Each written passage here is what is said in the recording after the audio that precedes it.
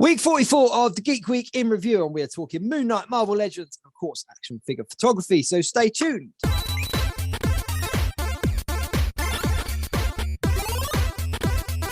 The Geek Week in review.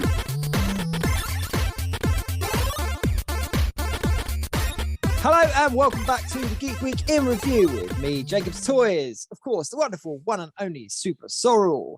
We got RyanSpeaksGeek, and in a minute, I'm going to bring in another special guest as well. Before we get into that, though, please do like, share, subscribe, all of those things. If you're listening on podcast, then we appreciate the downloads. So please do carry on downloading the podcast. And if you're on Facebook or Instagram, you can check out the Geek Week in review over there as well. And check the description below and give the guys a follow if you don't already do so. So, gents, week 44, and this is our Easter special, even though the show is going to have nothing to do with Easter. Except for the fact I've got an Easter egg left, so I'm going to be eating an Easter egg during the show. So that's my Easter special element. But yeah, so week 44. There's been a lot going on this week. We've got the Marvel Legends have announced that they're going to be doing a fan first Tuesday this week. And of course, we had episode 3 of MoonKnight. I wonder what Marvel could be talking about this week on the stream. It will be a mystery to everyone. Yeah, exactly. But before we get into that, let's bring in our guest this week. So very pleased to introduce an amazing figure photographer that people probably know. If you're on Instagram or you're on Facebook, you would have seen one of his photos at least somewhere. So without further ado, Simon, aka Plastic Snaps. How are we doing, Simon? All right? Good evening, lads. Good evening, everybody. Thank you for having me on. No problem. It's great to have you. So we're going to delve into MoonKnight episode 3. All of us have seen it. Some of us more recently than others, aka Ryan, who was watching it literally seconds before we finished. Yep.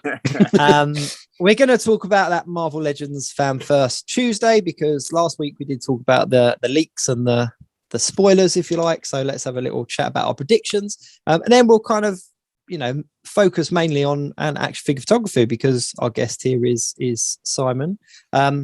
Also, I'll put Simon's details in the description below. So if you don't check his stuff out already, then I urge you to go and have a look, because it is phenomenal. And I'm not just saying that because you're in the room. It really is. Yeah, thank you. No, I appreciate it. Fantastic work. And if you do action figure photography already and you're a bit novice like me, he'll make you feel really inadequate. I'd never do that. I do one of my little shots in my garden, and I get really excited. And then I go to Instagram to upload it, and first thing that pops up is either Jacob or bloody Simon. This is why I have stuck to Microsoft Paint, and I will stick to Microsoft Paint. I know where my skills lie. You know what? Before we dive into the other stuff on there, I'm going to say, right, because I've been collecting action figures for years, and I kind of said to myself, the only way I can justify this to my wife is if I do something other than just play with them.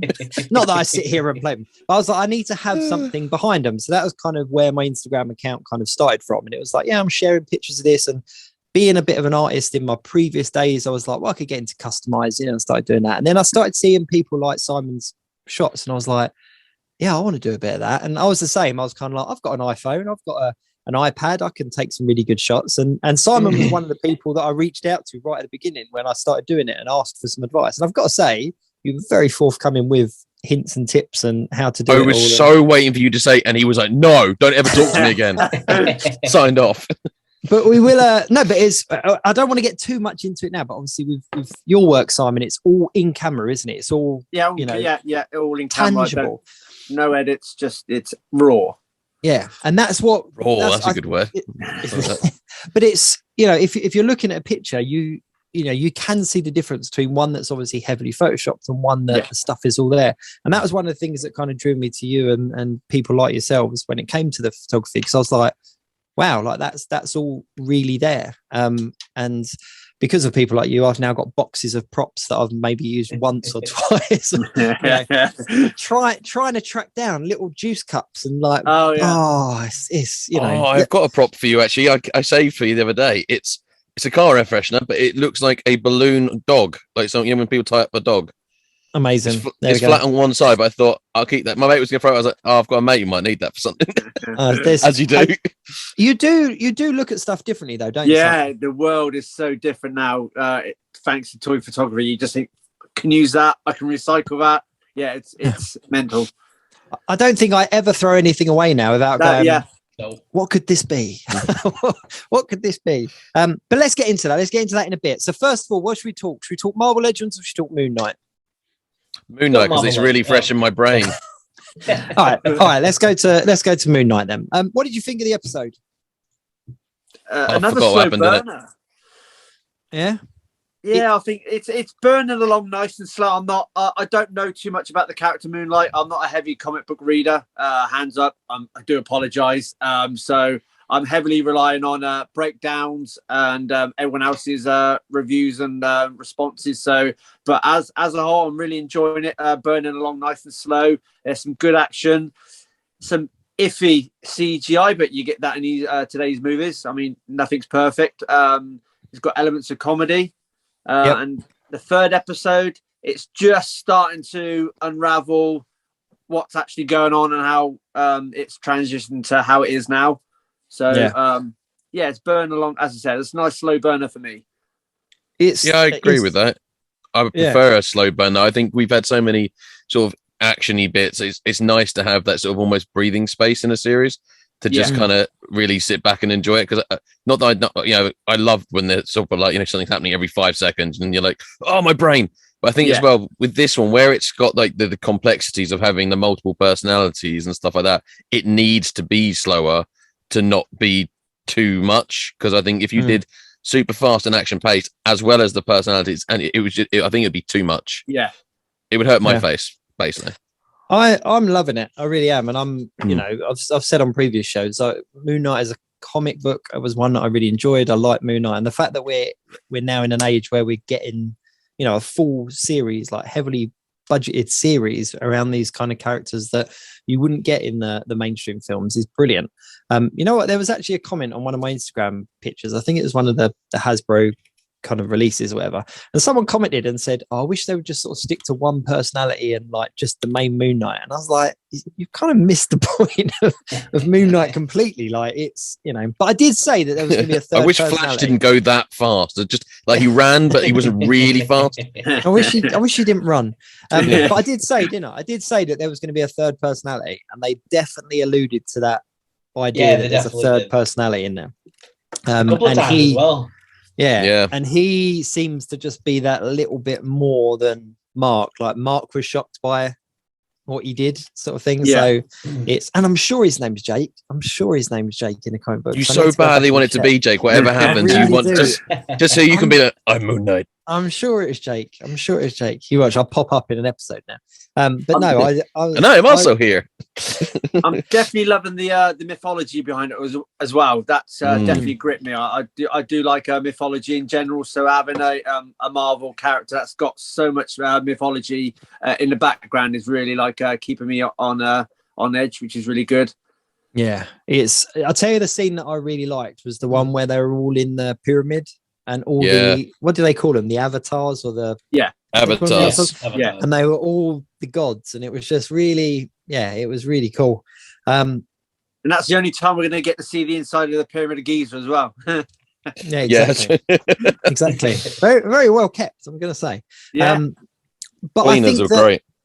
Do you think that there's a hidden villain? Do you think there's something that we've not seen, or do you think it is pretty much on the surface what we got? Do you think there's anything that we're going to sense conspiracy?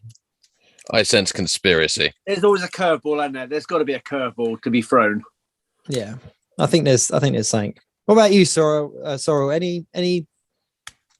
So for me, this episode it connected it to the wider MCU now, because they've now mentioned about that his wife has been was in Madripoor, so they mentioned Madripoor in this episode. So she's done something out there with like from the season of Winter Soldier and what have you. Yep. And then we've also had references to the Ennead, which is obviously Black Panther, I believe, is one of the Enneads, or the spirit that he gets infused with is like one of the Ennead apparently in the comics. Again, I'm not massive on Moon Knight comics, so I'm only going off what I've kind of learned off the internet this last week. Yeah.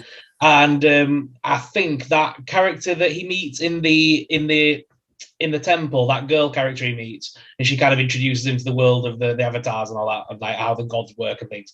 I think she's gonna have a direct reference to Black Panther at some point.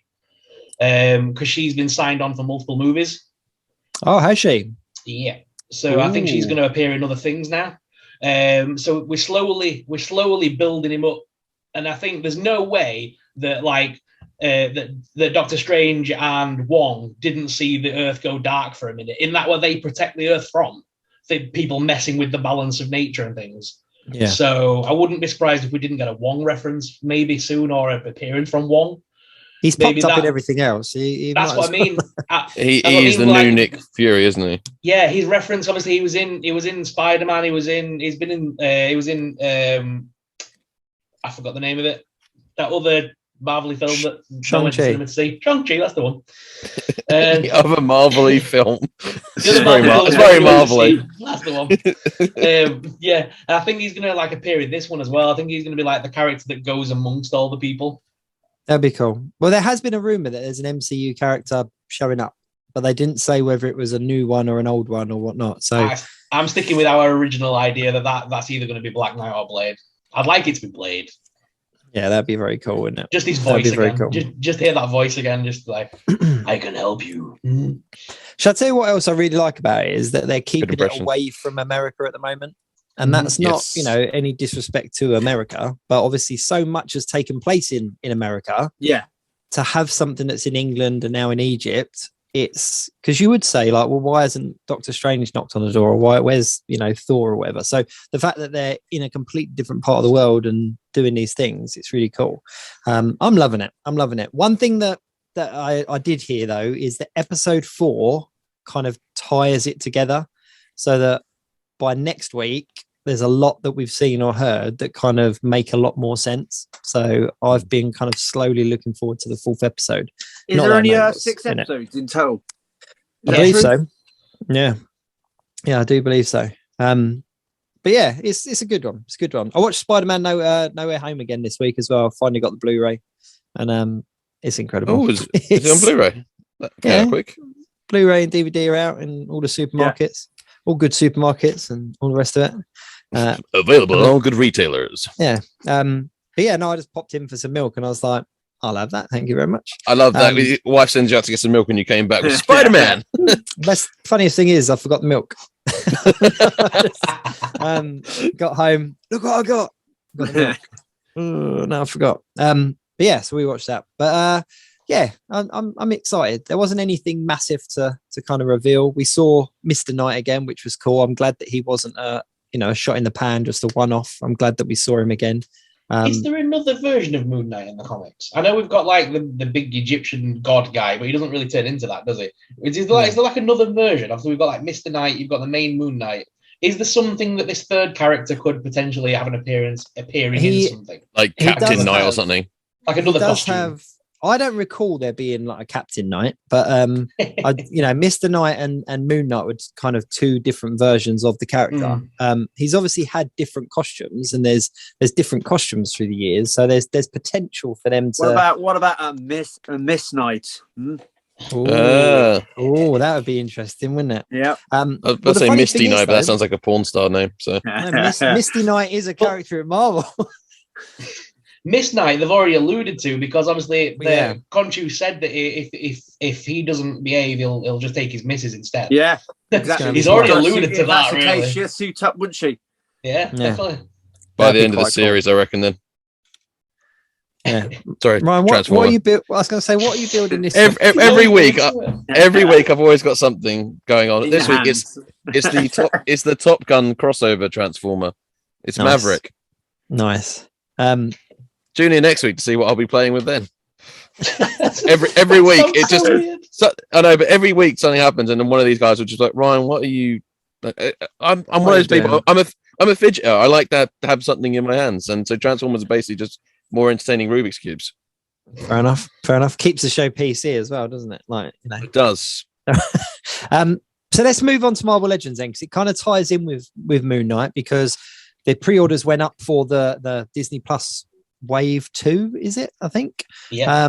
That includes both Hawkeyes and now both Moon Knights. But the pre-orders have gone up, but the actual figures aren't out until Q1 in 2023, which is a It's a long time to really pre-order. long. Take that with a pinch of salt, though. Do you not remember what happened with Black Series? Oh, They told us that Echo wasn't coming until next year. They told us that Droid's Boba wasn't coming for another 6 months, and they've all arrived within 3 months of being announced. So I think they'd rather promise late and deliver early. I think it's one of those things, isn't it? Yeah, I think that's the thing. Did you see the photo? I can't even remember who the photographer is or the account the creator is, but one of the creators was sent the MoonKnight figures to show off and took loads of pictures of him, and it turns out he's also Oscar Isaac's brother. So there's pictures of Oscar Isaac with the figures. I've seen that picture of Oscar Isaac with the figures. I just assumed they sent him to him. No, so I think either Steve Evans or Hasbro Pulse, one of them shared like these pictures, but the guy that got sent them took some really decent photos with him. And then it turns out he's not a large account either, a couple of thousand, whatever, but it turns out he's Oscar Isaac's brother. So there's like this picture of Oscar Isaac kind of with the figures, which is pretty cool. But they haven't announced what the final 3 figures of that wave are. So do you think that that's potentially what they're going to announce on this new, is it Tuesday? Fan First Tuesday they're doing? Yeah, I think Fan First Tuesday is going to be just a joke, a giant joke in itself. To be honest, they're all leaks, and they're going to make loads of leak references and comments, aren't they? You reckon? Well, they've been doing it on Twitter and Instagram all day, haven't they? They've been posting pictures of leaking faucets and water, and they keep doing it. They're playing to their own sort of joke at the minute with it. They know it's leaked and it's happened, and the shame of it is that Walmart's really to blame for this. Like, Walmart, there's no two ways about it. Because fair enough, there was the first round of photos of that Thor wave that went out that people shared, and hands up, I shared them as well because they were genuine photos and it wasn't back alley kind of photos. They were in the shop photos. From the seedy underground of toy collecting. Mate, there's a whole network. But after that, there was actually Walmarts that were selling them, and actually people were picking them up. And there's quite a few people that have actually done in-hand reviews on YouTube and stuff of these figures that they purchased legitimately from Walmart, which is a real shame. So I do feel for them in that respect. But when I shared it, I genuinely thought that they had just been dropped, because some of them do. Like, I think it was the Shang-Chi wave just kind of appeared out of nowhere. And it was just, there was no kind of build up. It was just like, here they are. But I think they'll touch on that. But I don't think that's going to be the main focus of the stream, to be fair, because they also dropped the hint of the Spider-Man coming in 2023. Did you see that picture? Yeah. So I think there could be a lot to do around that. And I think it was Dan that said at one point that April was going to be a really interesting month for Marvel Legends. And when the photos of the Thor wave got leaked, he said that that's not even the best. The best is still yet to come. So I'm really excited. I've got a lot of anticipation for Tuesday. It'd be good to see some Spider-Man pictures, maybe, or maybe a setup of what the wave's going to be. And you'd be happy with just some extra Spider-Man. Any extra Spider-Man, it makes you happy, doesn't it? Yeah. I think that they could potentially show us the 3 figures from the MoonKnight wave and round that wave off, because the pre-orders have already gone out for that wave.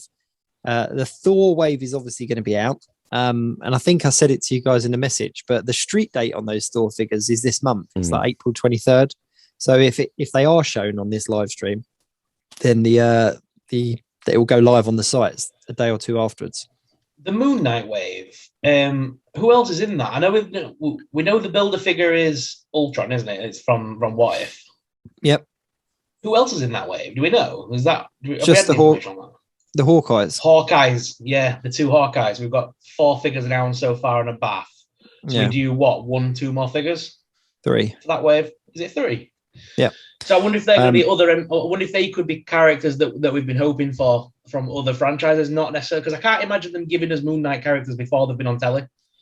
No. It's going to be Tuesday, not Wednesday. It's not like the character's going to be in this episode, then they're going to do the announcement. It's going to have to be characters that we're already aware of. So we could we potentially get Agatha from WandaVision? She's been one that we wanted for a while.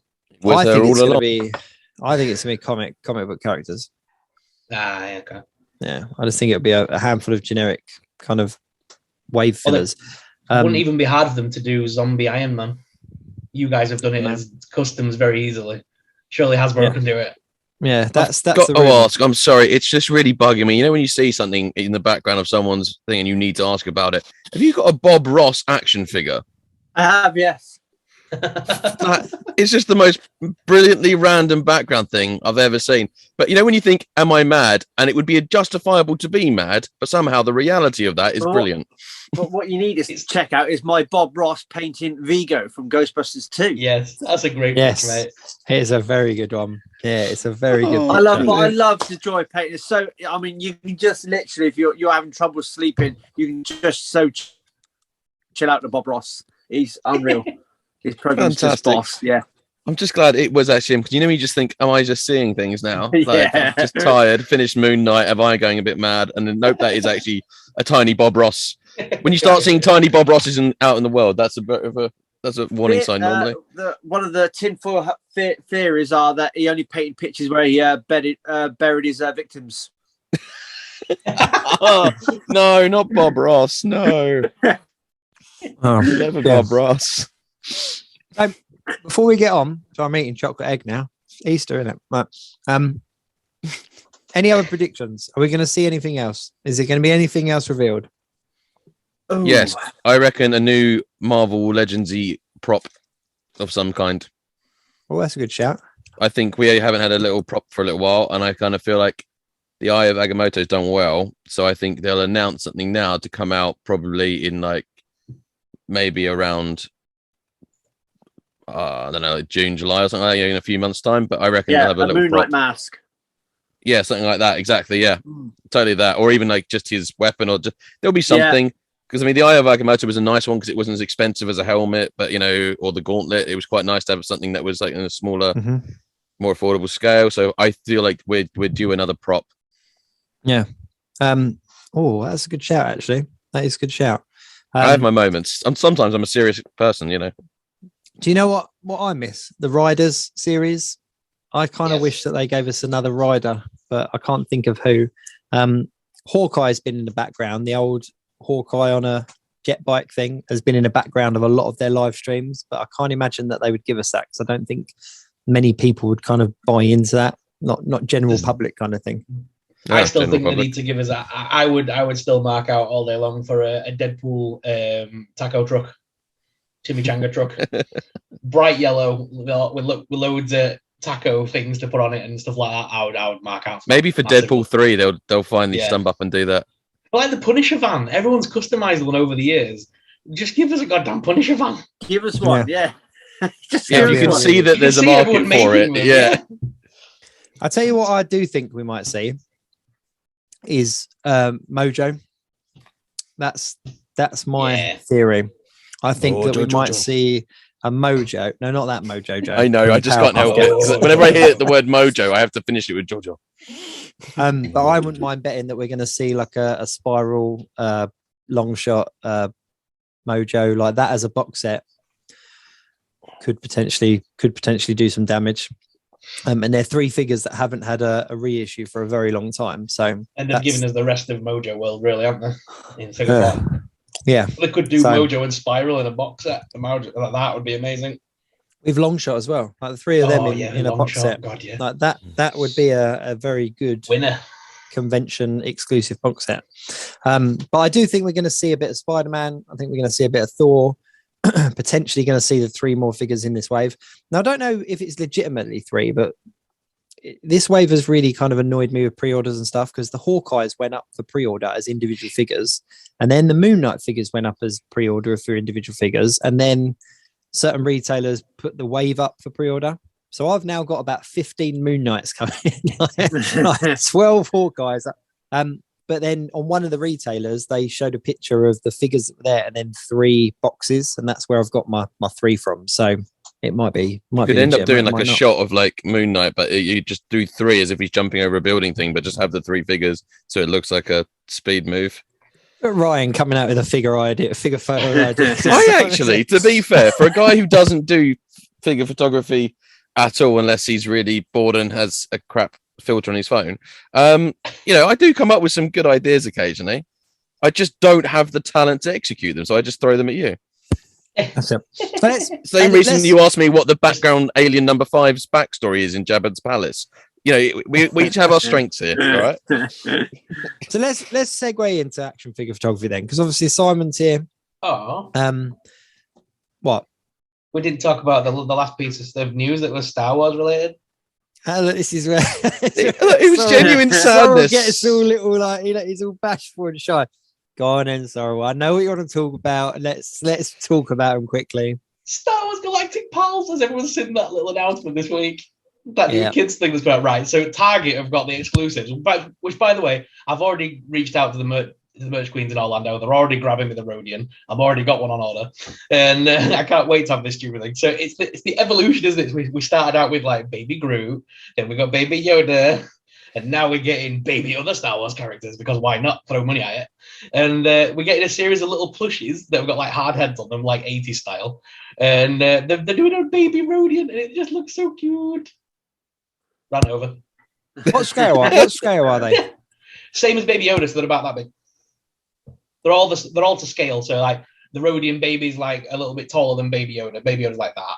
Don't they all come in like wearable satchels or something as well, don't they? They all come in a little wearable satchel, because if you want, Ryan, you can go to youtube.com/Star Wars Kids and watch Galactic Pals. It's a new television series. There's even the little blue elephant-y thing, I can never remember its name. Max Rebo. Max Rebo's even got like a little baby Max Rebo in a little baby piano, which is amazing. Can I just point out, by the way, just for anyone listening or watching, that was not some kind of forced segue into advertising the show. That just sounded so much like an advert.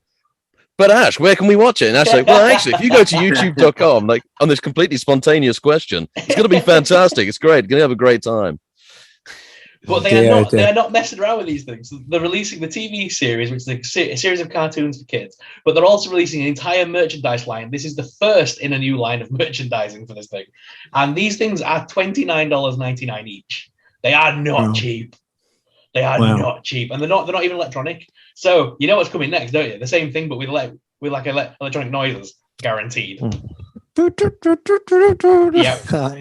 Avoiding copyright reasons. So but this comes from, do you remember in Smith's a little while back, you could get the Star Wars little creatures that made noises that were like £10 each, that were horribly like weird and flat. Yeah. Well, basically they tried that line, it didn't work. So this is the relaunch, isn't it? This is basically the relaunch with a new kids cartoon thrown in.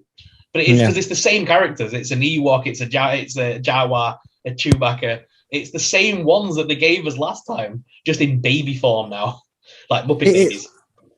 It is crazy how many franchises have just turned their stuff to babies. Like babies are selling. Like obviously you had it in. You mentioned. Sorry, can we just leave it there? Just cut it there. Babies are selling. Just dumb. Cut the clips. Show's over. Jake was arrested. No, never seen again. There's no comeback from that. There's no comeback. But you had obviously Groot and Yoda, and we had the like baby Stay Puft Marshmallow Men in Ghostbusters that had nothing to do with the plot, at all, apart from the fact that they were just there. And you should see the baby plane in the new Top Gun film. It's really upsetting. The baby drone plane. But even it's the same sort of thing. Yeah, Jurassic World's doing it, aren't they, with Baby Blue? Baby Blue. Baby Blue. But they have. They made a baby Blue dinosaur. It's just like, ooh, what's working at the moment in like pop culture? Babies are hot right now. Jeff Goldblum just comes on. You saw an idea and you packaged it up and you sold it. Yeah, babies are hot right now. Other than you don't want that. Do you not realize how the internet works? People are just going to take that little clip and run with it. RyanSpeaksGeek announces his retirement from the Geek Week in Review. Do you know? Over the years, and this is probably going to give people ideas. You know, like all my thumbnails are me going with my mouth open. I'm so surprised there's nothing ever been captioned and sent to me. I've been lucky in that respect, but I'm just giving them ideas now. What are you talking about? But before we move on, by the way, last week we looked at the Princess Leia comic book version that's coming out, and I said to you, it can be very easily kit bashed. Yes. Mm-hmm. Done. Literally done. Wow. Did it in a week. All I need is some gloves. I need to steal the gloves from Dr. Aphra. That is it. It's basically that figure. It's basically that, just painted differently. Even the head is more or less identical. Literally built it. It's Jyn Erso's holster because nobody on the internet can work out what holster to use. Generso's fits perfectly, no modification. Brilliant. And that's all just boil and pop. Took me 10 minutes to put together. So if you don't want to buy one figure, you can buy 6, take them apart, and build your own instead. Well, no, because the thing is, if you like me, on the groups, so many people will do this thing where they go, "Oh, I'm just getting rid of this Generso because she's got no head or she's got a broken limb." All you need to do is pop the rest of them parts off and put them in different boxes. And before you know who you are, you're like me and Jacob, and you've got these massive boxes of just limbs everywhere, and you can just build your own action figures. Oh, it's like a real world Toy Story 2. Doctor, we've done it! Oh, God. It's alive! That was just 2 of the boxes. God. That was just 2 of them. Do you have this for photography? You must have. Do you just have boxes of toy parts laying around? Doing Simon. Yeah. Fodder for ones I fucking broke. Oh, the pain of posing and breaking figures is just. Yeah, it's you ever traumatic. got like a shot which you thought was absolutely perfect and you were so happy about it, just at the last minute for it to break? No, I've been opposite where I've been posing to get that ideal shot and it breaks mid pose. Oh man. Yeah, so it's shocking. Let's go proper into the photography chat then, because obviously Simon, you're a big figure photographer. Give us a bit about when did you start? Well, I've been doing photography in general since 16 when I did AS photography in sixth form. So I learned the basics of framing, composition, and all that when I was really young, and then I was using like a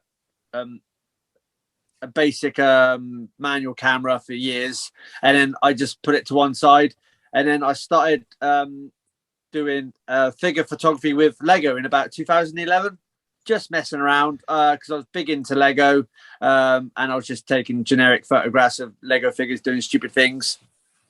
And then I stumbled across Action Figure Trading Community UK in 2014, and on there I saw one of the members, Sam Biter Factory, doing amazing work with Marvel Legends, and I was like, what? You can do that with figures? I want a piece of it. So I just started posing up my basic toy business, which I had at the time, which was shocking. And then I joined ACBA and just soaked up all the knowledge over the years via that group, watching, learning, and trying to replicate what other artists were doing, as well as trying to elevate my own skills and introduce new materials to figure photography and put it out there for others to have a go at. And that's basically it. Thanks very much for coming. We'll catch you. No, but I think one thing that you didn't mention there, but we did speak about before, is that one of the key things about your photos, and it's not unique to you. There's a whole kind of community that do it, but it's all tangible. There's not, what you see in your photograph is there in front of you. Yeah, it's like you can reach behind the camera. What you see in anything you see that I get uploaded onto my Instagram or Facebook, you could literally reach behind the camera and you could touch everything there. Everything is all produced in camera, from lighting to mess with the contrast. You can do it all in camera with your settings. As I told you before we came on, I'm useless with technology. I don't know how to I can do the basics, but apart from that, I own no software programs, or I wouldn't even know how to use them anyway. So, and it was just I basically learned the tangible route off ACBA. We were all doing tangible work, and I wanted to have a go at it because it was just like, wow, that's awesome. So, and I wanted to have a go at learning do special effects. So, but again, tangible ones. So it's all like, to wow people. Yeah. And I must admit, there's no getting away from it. Photoshop and doing stuff digitally, there's, it's a real art in itself. People that can do it to the level of some people do it. Don't knock anyone who does it. But for me, when I started messing around with figure photography and stuff, seeing the difference between the tangible and the digital, I was definitely more kind of drawn to the tangible element. So I was like, there was something very kind of special about seeing pictures and realizing that somebody had built that up in front of the camera. And, you know, my photos aren't anywhere near the level of some of the artists out there at all. But I enjoy a tangible photo, creating a tangible photo so much more than I do a digital photo. You know, having a play around, because it is an opportunity to kind of play with your toys, isn't it? It's kind of definitely, have you got any like real favorites that stand out that you did? You must have like a couple that you're really trying to think back catalog wise. I loved replicating the Teenage Mutant Ninja Turtle arcade level game, the underwater shot with Raphael, where basically you had to avoid the everything, the electronic weeds, and you had to I never got disarm the past bomb. that level. No, same. It was a nightmare. I knew a lot of people were traumatized from that level due to frustrations as a kid. So I thought, well, why not replicate it and get a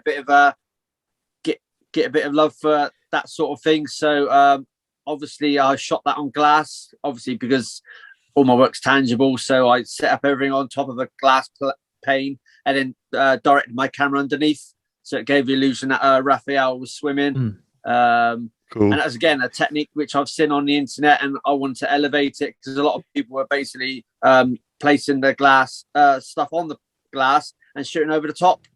I thought, yeah, that looks good, but how can you make it elevate it to make it even look even better? And I decided to start shooting underneath it, which then you can give the illusion of characters flying, swimming, jumping. So again, that's just using a glass technique. But the Raphael swimming, doing a turtle shot was probably one of my favorites. Just trying to think, quite a few. I'm looking at my figures. Loads already. You done a whole bunch of horror shots as well. I love horror. Yeah. Horror is definitely my favorite genre. And that's why I love NECA, because they just the nostalgic figures that they can bring out that I can remember back from the day when I was growing up watching horrors. So yeah, I just love to replicate anything horror wise, and I also love putting a spin on it, as you know, with bringing a bit of comedy into my horrors as well, due to the fact that I remember watching the Scary Movie and we were seeing Ghostface in the background. And that, you don't get that in horror movies. Like, you see him kill them, but you don't ever see them clean it up. And I thought, when you see Ghostface in the background with the mop, I thought that would be quite good to do in figure photography. So I like to do that element of comedy with my horror figures as well, put them in a different light. My favourite was Nosferatu sulking on the steps. The one where you got Nosferatu, he just sat like that on the steps. Yeah, like, he's a proper sulk. Yeah, and that was using the I love that. Buffy library. That was. Oh, that playset, the elusive Buffy library. I've been trying to get my hands on for ages because it's such a good prop. It's a nice diorama. Yeah, I managed to get the Matrix stairs eventually. I was like, yep, needed to get those. And they're really fun to play with. But that Buffy library, that's the one I want. So, the one set of pictures you've done over the years that always make me sort of like go, oh my god, I wish I could do this, was the Tom and Jerry ones, because you managed to build the world around Tom, like the big pink house, and you managed to like capture like the actual cartoon in like everything you do, like even the trees and everything. It looks like it's just come straight out of the cartoon. You got to bust the vibrancy and the saturation up in your camera to make those colors pop. But again, that's what we do is as a figure photographer, you're looking for anything, and then you'll see a crappy house on the local marketplace for a couple of quid, and it'd be pink and purple. You think, well, I know I can use that eventually. I'm either going to repaint it and again, it worked perfectly well for the Tom and Jerry background. Yeah, and a few people do that. Get those old dolls' houses, like the princess ones, and they spray paint them. Next thing you know, they're like horror mansions and stuff like that. And it looks so good. No, but no, it's such a huge community as well. I didn't realize. It's massive. Such a huge community of figure photographers out there. But what I find really interesting, especially in groups like Articulated Comic Book Art, is that there's so many people, but there's so many different styles and different views and different takes. Like, I never get bored scrolling through it. It's seeing some of the stuff on there. And I think that, it's such a huge community. Sometimes not just that Facebook group, but just the figure photography in general. But it's such a huge community that sometimes things do get missed because someone will put so much effort into a photo, but there's so many people looking at different things that something will go by the wayside. But it's just really interesting to see. I love it when you see people that have kind of taken their figures away with them somewhere just to take a photo on a beach or in a particular setting and stuff. So I'm going away later this year and I'm just trying to figure out which toys to pack. It's like, one thing I haven't dabbled in a lot is outdoor photography. It's obviously you got to check your environment, haven't you, to make sure if you're really serious, to make sure it scales right, it looks realistic. So, and you can't control outside environments either, which is a bit trickier than being in control when you're indoors. One of my favorite pictures I've taken recently is of the Gruffalo. That's really bizarre, but my youngest son was adamant he wanted a Gruffalo figure, and I was like, oh, okay. Didn't think they existed, so I was like, yeah, if we find one, I'll buy one for you, that's fine. And then there was one in B&M or something like that, and it wasn't expensive, it was like £6 or £7.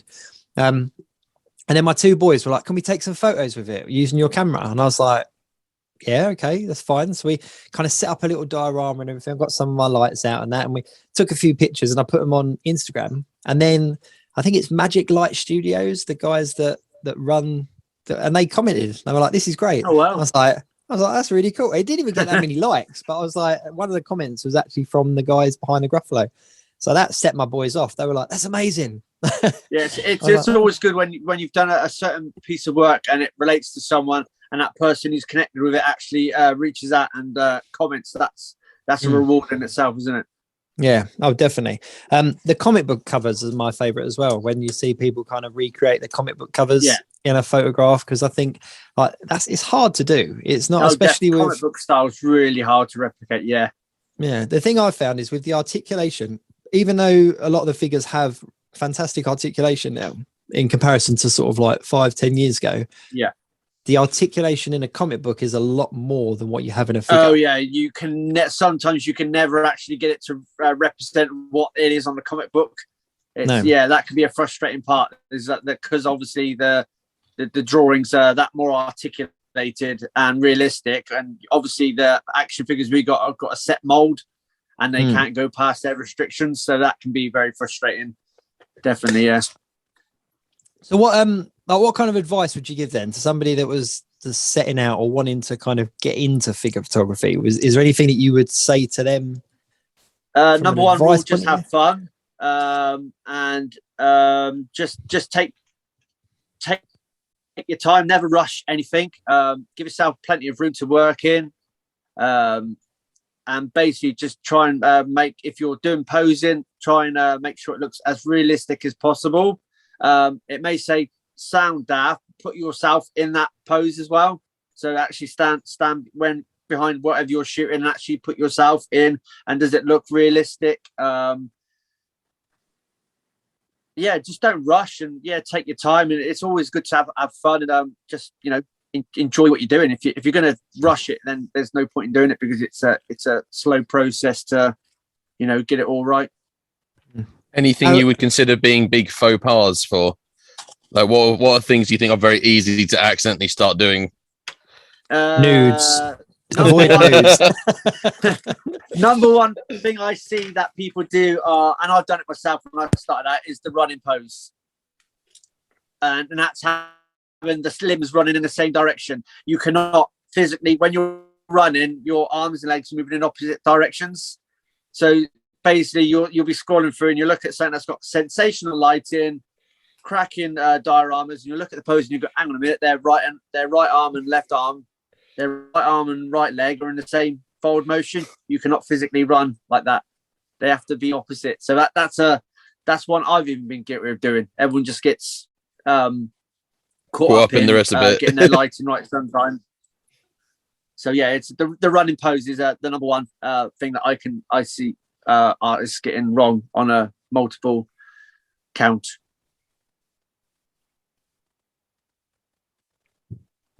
Jake, can't hear you. Can you hear me now? There you go. I just gave you an amazing piece of knowledge there, but I'm just, sorry. No, I was going to say one of the things that I was, and again, you know, groups like Articulated Comic Book Art, you know, it's full of people that are very encouraging, and a lot of the comments that I see on, I mean, it's their ethos, really, isn't it? That they comment positively, and you know, if you want the feedback, people will give it to you and stuff. And one of the things that I got was about the lighting, was that making sure that it's kind of coming from a realistic angle, in the respect that if you've got fire in it, for example, even if the fire's plastic, you've got to kind of uplight it, because you can't and things like that I just think you don't think of when you're putting it all together, especially if you're doing from a amateur point of view. When you're setting it up and you're like, oh, this looks good, and I've got this here, and it's those little things. And planting the feet as well was the thing that I never noticed it until it was pointed out, and I was like, that's so, you know, making sure that the feet are flat. But and that's one I'm always guilty of. And never use flash. Don't use a flash in your figure photography, because it just wash out the whole details of your figure and back and your setting. So never use a flash. Yeah. How long does it take you to set up a picture? Because some of yours are so intricate. Like, it's I've when I've done a few interviews, trying to explain it's a bit like Matt Damon and you know, sort of like The Beautiful Mind. It's, I can map it in my head. It sounds bizarre, it sounds stupid, but I can actually jigsaw puzzle all the elements in my head before I go to my table, so I can visualize it, and then I know where my props are, I know where my figures are, and I can just pluck everything out and I can put it into place just from visualizing it to start off with. And certain sets can take about 45 minutes, and then others can take up to 2 hours. It literally just depends on the concept and how tricky. If it's going to be like special effects, or I've got certain characters in very dramatic posing, that can takes slightly longer. But if I'm doing vanilla posing, which is if you don't know what vanilla term is, it's basically plain. It's like a stand-in with minimal movement. All of those are same here. How everyone, if you've got anything in display cabinet, that's vanilla. But it just depends. You know, no, 45 minutes to 2 hours. I don't think I've spent longer than 2 hours in one session. It's amazing, then. But that puts into context, though, because like you say about rushing and stuff, you know, again, I'm no expert, but I kind of get disheartened when I do see people kind of share pictures, and I just sort of think you've rushed that out. You've got such a good concept, but you've rushed it out. And the problem is that somebody else who will take the time will now take that and do an amazing photo, and you had that concept there already first. So, and it's the same when you get like a new trailer drop, and someone's so keen to be, I want to be the first to post my action figures from that trailer. They're rushing out there, and it will look all right. But if they'd just taken the time, instead of I want to be the first to post it, they could have, you know, got a better received piece of work. Yeah. No, definitely. One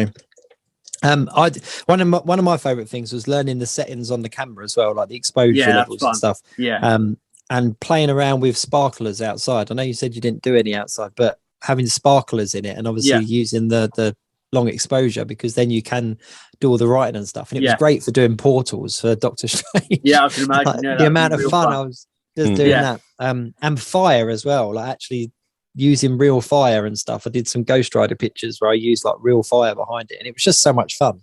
Like, and luckily didn't ruin any figures, but it is good. And that's kind of one of the excuses I had to collect. Like, my wife says, like, what do you do with them? Take pictures of them. I paint some of them. But yeah, no, it is good. Do you think it's an art that's going to continue to grow, or do you think it's going to plateau at any point? What's your thoughts on the comic book artist genre? Sorry, what was that? I got the end of it. I was like, hang on a minute. No, I said, do you think it's like a, I don't want to say it is an industry, but do you think it's a thing that's going to continue to grow, or do you think it's going to plateau, or do you think there's going to be a development? Where do you think it's going to go? Do you think there's a direction? I don't know. I think it's just going to trundle along quite a nice steady pace, like we were talking about earlier with MoonKnight. I think it's just going to be a nice slow burn hobby. I don't think there's going to be any immediate elevation in any specific area. There's so much scope that people are doing so much different media types or genres or topics that it literally is, I think, could go on for forever. So I don't ever see, I mean, some people get into it, and then, as you know, there's quite a few OGs from ACBA who no longer post anymore, which is kind of sad. I mean, some people come into the hobby and then just think, I don't want to do it anymore, and then they give it up. But for me, this is just the love that I have for this hobby and art is just, I can't see myself giving it up unless arthritis sets in. Yeah. One of the things as well, talking about the groups there, that I kind of address some of the comments, is that there are people out there like yourself that can make it, you know, and I don't mean this disrespectfully, but make it look effortless. Like they can put pictures out there that, and it looks so easy to do. And then you get other people that come in and they kind of throw a couple of things together and take a picture, and then they get really disheartened by the fact that people aren't as receptive to their stuff. Yeah. But it's like any kind of thing. You're not going to pick up a pen and draw Jim Lee style X-Men. Yeah, nobody starts off as a great photographer. You can have an eye for photography, or an eye for drawing or posing, but you don't start off amazing. You have to put the work in. It's not gonna just land on your lap and it'll be amazing. You've got to put that effort in. So if you think you're getting disheartened to start off with, just absorb all the knowledge. Be a sponge. That's the only advice I can give, is be a sponge, take it all in, and then start putting it to practice, really. Yeah. And the difference between using a phone and a camera as well is huge. I found that, cameras can be quite expensive depending on what you're using, but there are some really good kind of starter cameras out there as well. But the difference between using a smartphone and a camera was it was almost like getting my vision. That makes sense. Like, when I sort of started taking pictures on my phone, and then I finally got a decent enough camera, and I was like, wow, this is even just being able to focus, like manually focus, and the details you get from a manual focus compared to an iPhone. So that's, whenever anybody says to me, what would you do, I'd say get a camera. Get a camera, because it does change your perspective on it. But yeah, where are you, Ryan? You're going to get into your action figure photography anytime soon? You got loads, mate. I'm surprised you haven't started taking pictures of them. Do you know what I did very recently, actually, just in a very quick whim type thing? I opened a couple of figures, and because I have always thought about it, most of the thing I don't have anything actually out to be able to do it. I'm always a bit behind.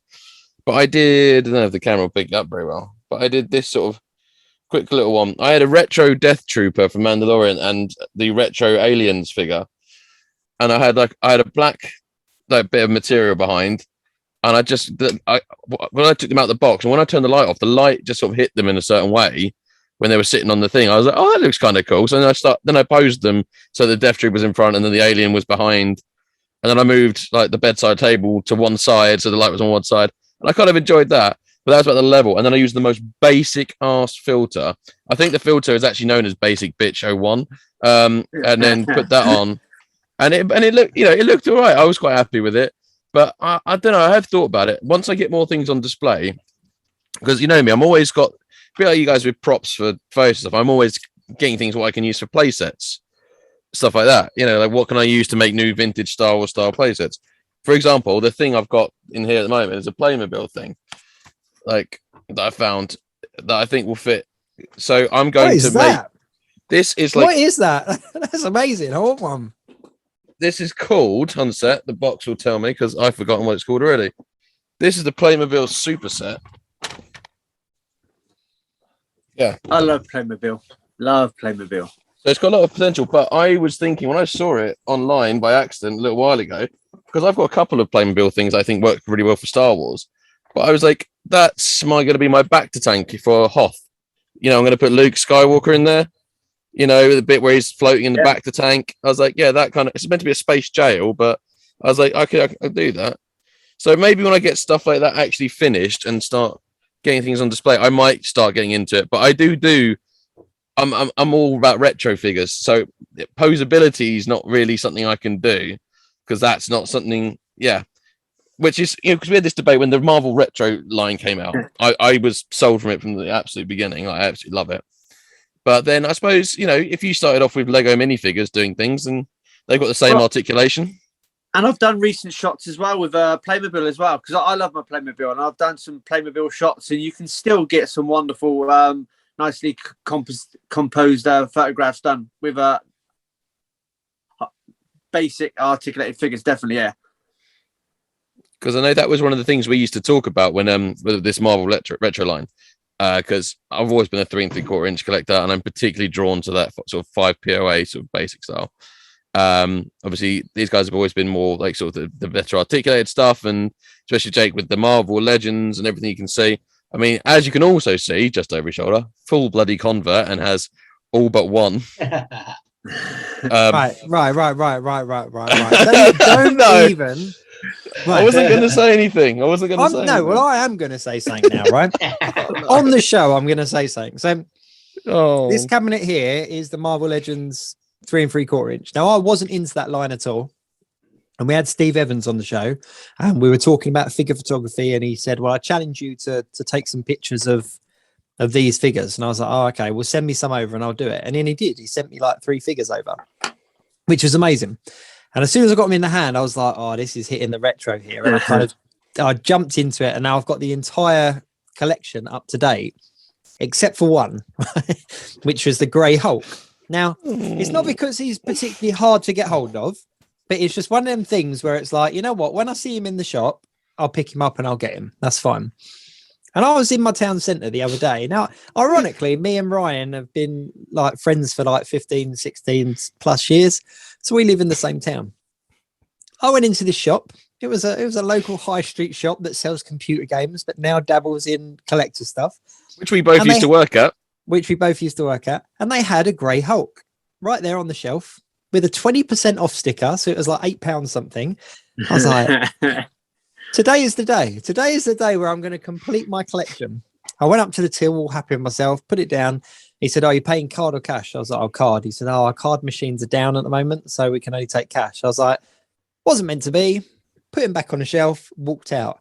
Less than an hour later, Ryan sends me a message of the Grey Hulk that I had in my hands an hour ago. "Sorry, Jake, there was only one. If I see another, I'll definitely grab it for you." I was like, "You son of a..." So I now start, but it made the taste even more bitter, because I was like, that's the exact one I had in my hands that was almost mine if it wasn't for their goddamn card machines. I said to Mark, like the guy who was working there, who I used to work with, I was like, "Oh, can you do me a favor?" So because he's like, "Oh, it's cash." I know, "Oh, I'm going to walk down to, there's a cash machine around the corner. So can you just put that behind the counter though?" Yeah, knowing that probably the only other person in this entire county that would buy that one would be me. So you were like, "Can you just hide this from Jake?" I don't know what you're saying. That's not potentially accurate or at all. It doesn't bother me.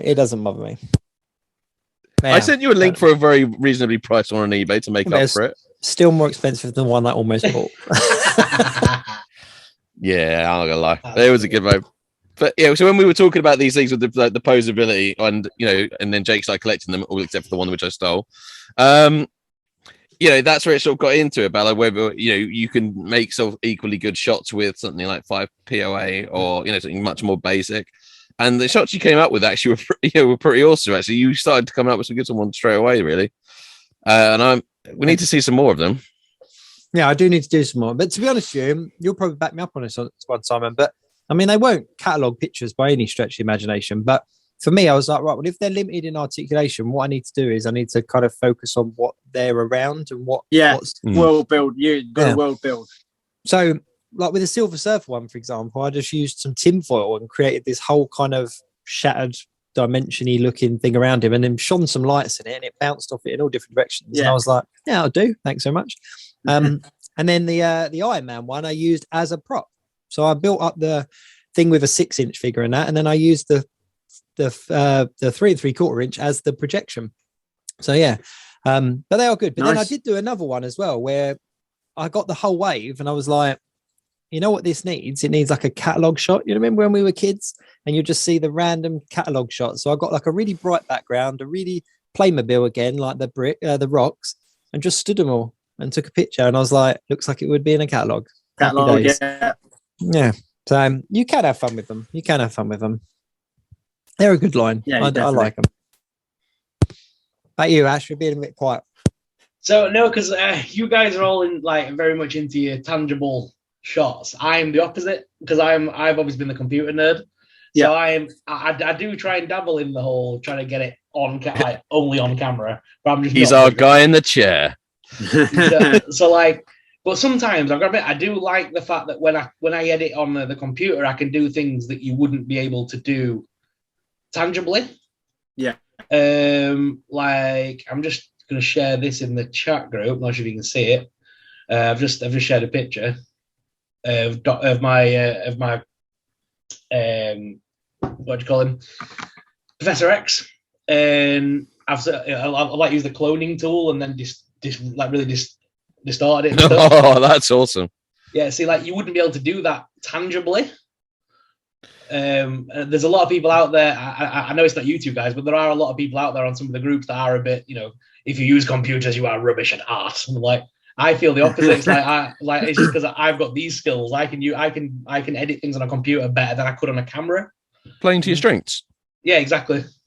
Oh, it's definitely like people. There's always that big argument with tangible versus Photoshop. There's no difference. Basically, there's just what you personally like to use. And obviously, the main argument that used to be in ACBA was, ACBA set out its standards as we wanted the artists to do tangible display work.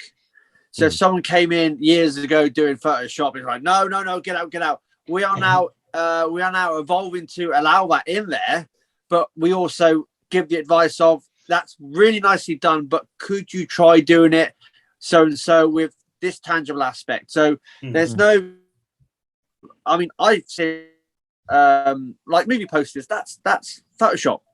It always is. Obviously, bar like some classic like Drew Struzan who did amazing paint work. But I mean that, and our share Photoshop work. That just while I'm in the ACBA community, I'll concentrate on tangible and reward the tangible artists. But while I'm out in the bigger community, I don't mind Photoshop work at all, and I praise people and I'll share that work out because it's just another medium of work, and there's nothing wrong with it. Everyone's got their strengths, and some people are good at tangible, some people are good at using computer software.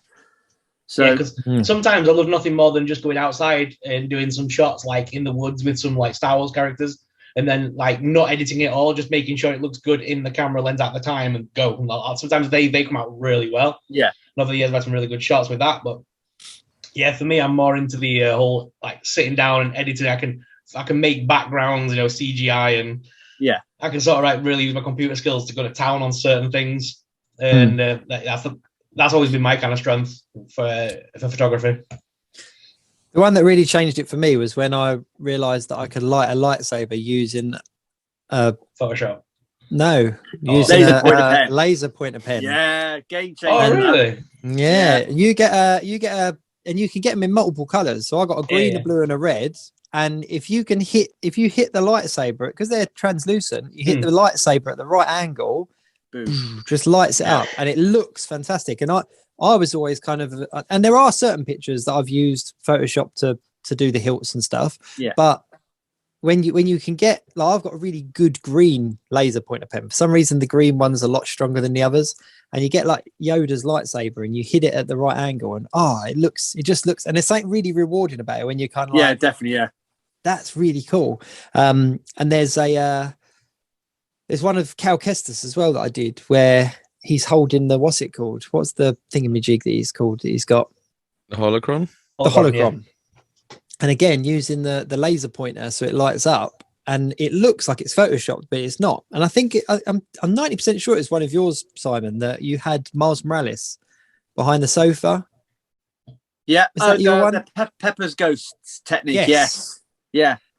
And tell the guys about that one, just in case they weren't familiar with it because that's incredible. The Pepper's ghost technique is basically making an item look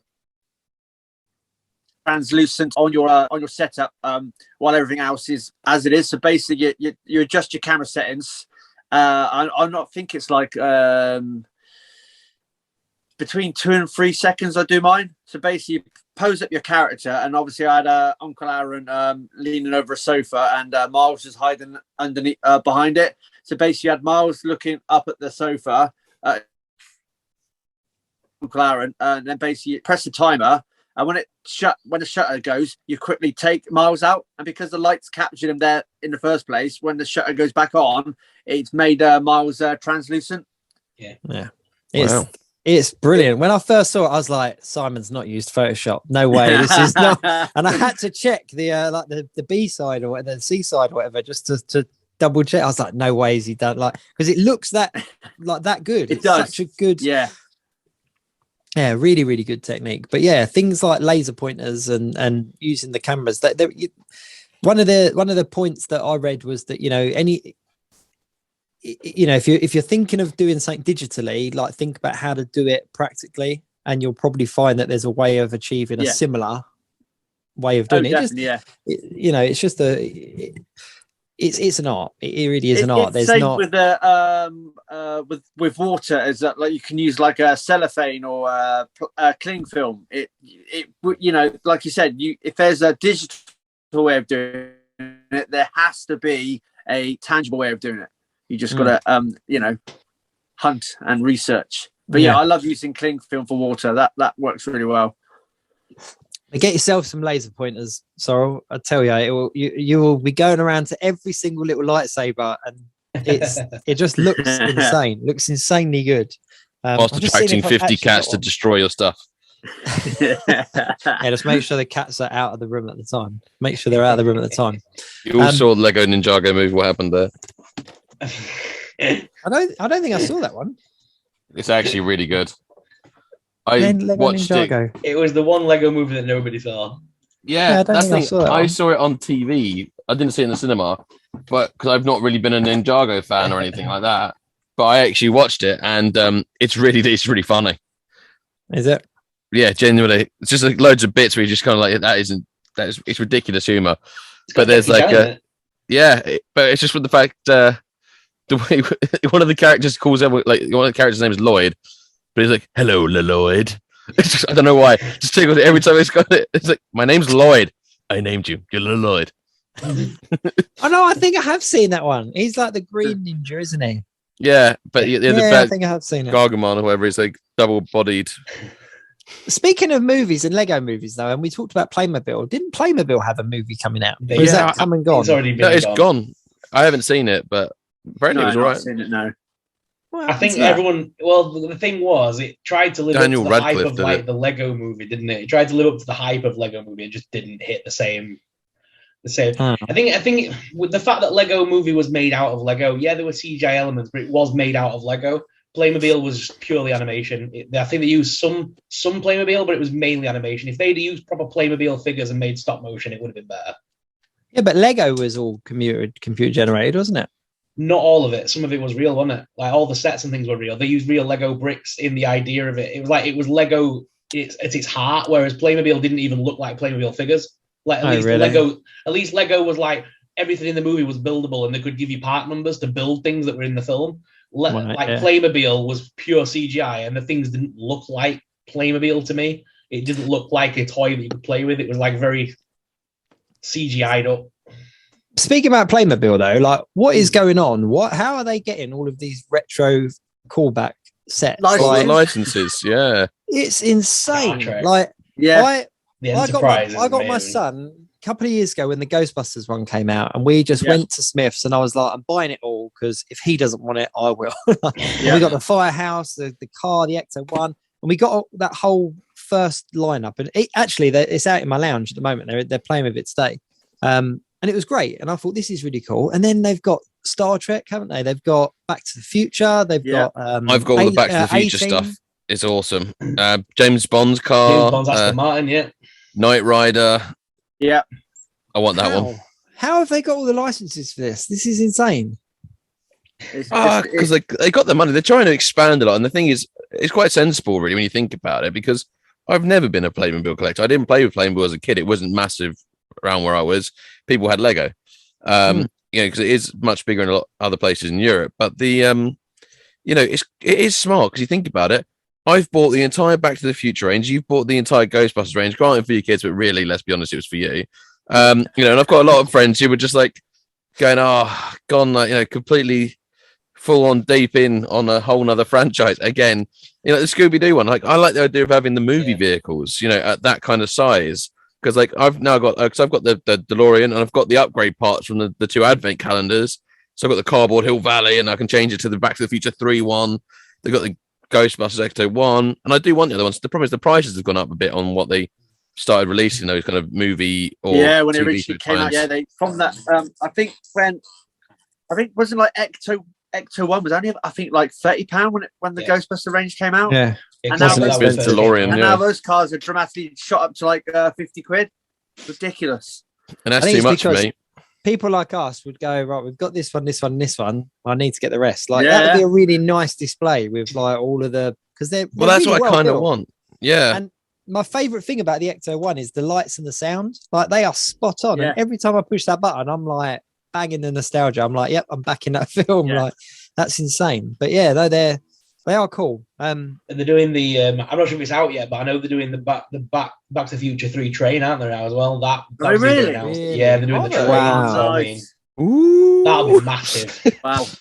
The Starship Enterprise is surely going to be. There you go. The Starship Enterprise. The best part about that, right? Yeah, it's expensive, but if you do that Amazon thing where you share it over 3 months, it's very affordable. Oh, really? I've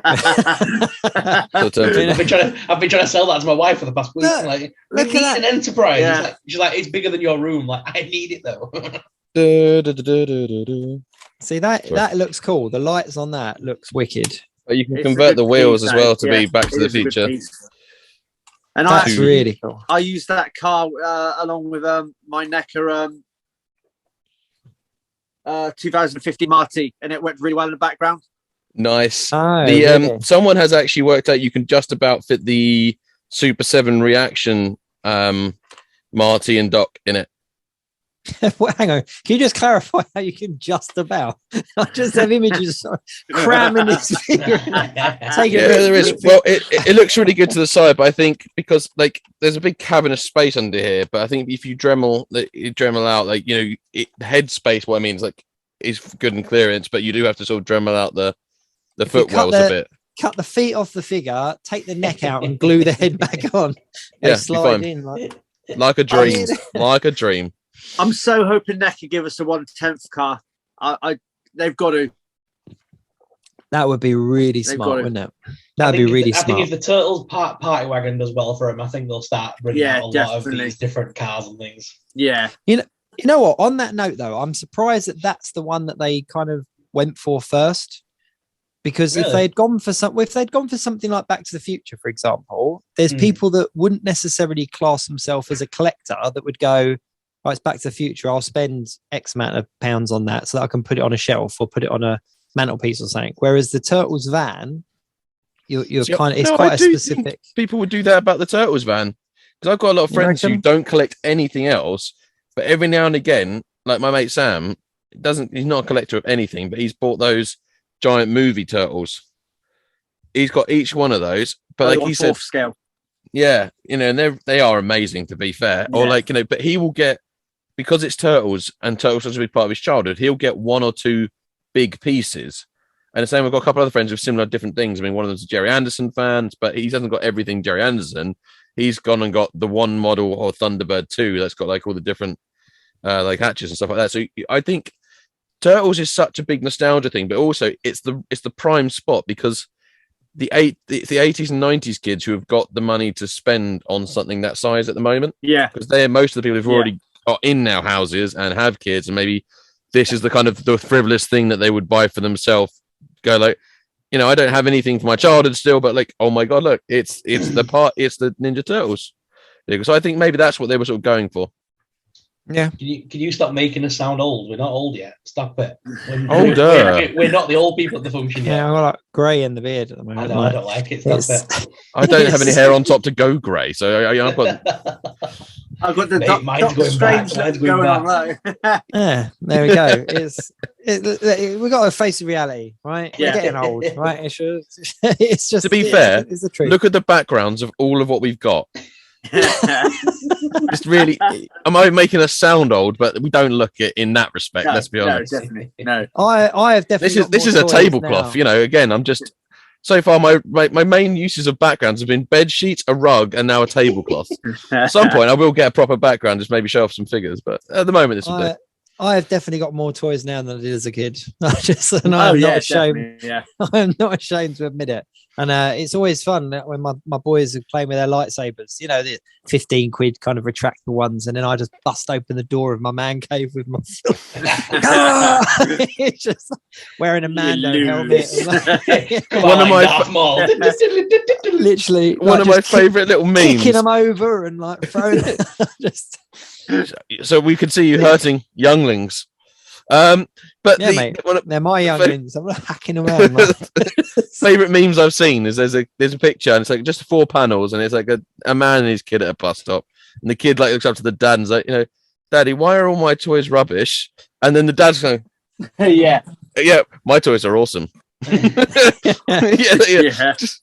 It's just such a great thing. It's like, yeah. What Jacob was saying, my favorite one was my friend. His 2 boys were running around the garden with the Nerf guns, and he busted out his Mando rifle from the top window and got one of them back with it. And he said it left such a welt on his kid. He felt so evil. He said, "But it was so fun at the same time."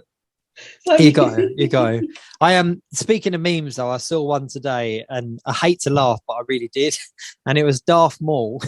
Have you seen this one today? It was Darth Maul, and it said across the front, Jared Leto. Oh yeah. And then the first one comes out and it says worst DC film, and then the other one comes out and says worst movie film, worst Marvel film. I was like, I hate to laugh, but it's true.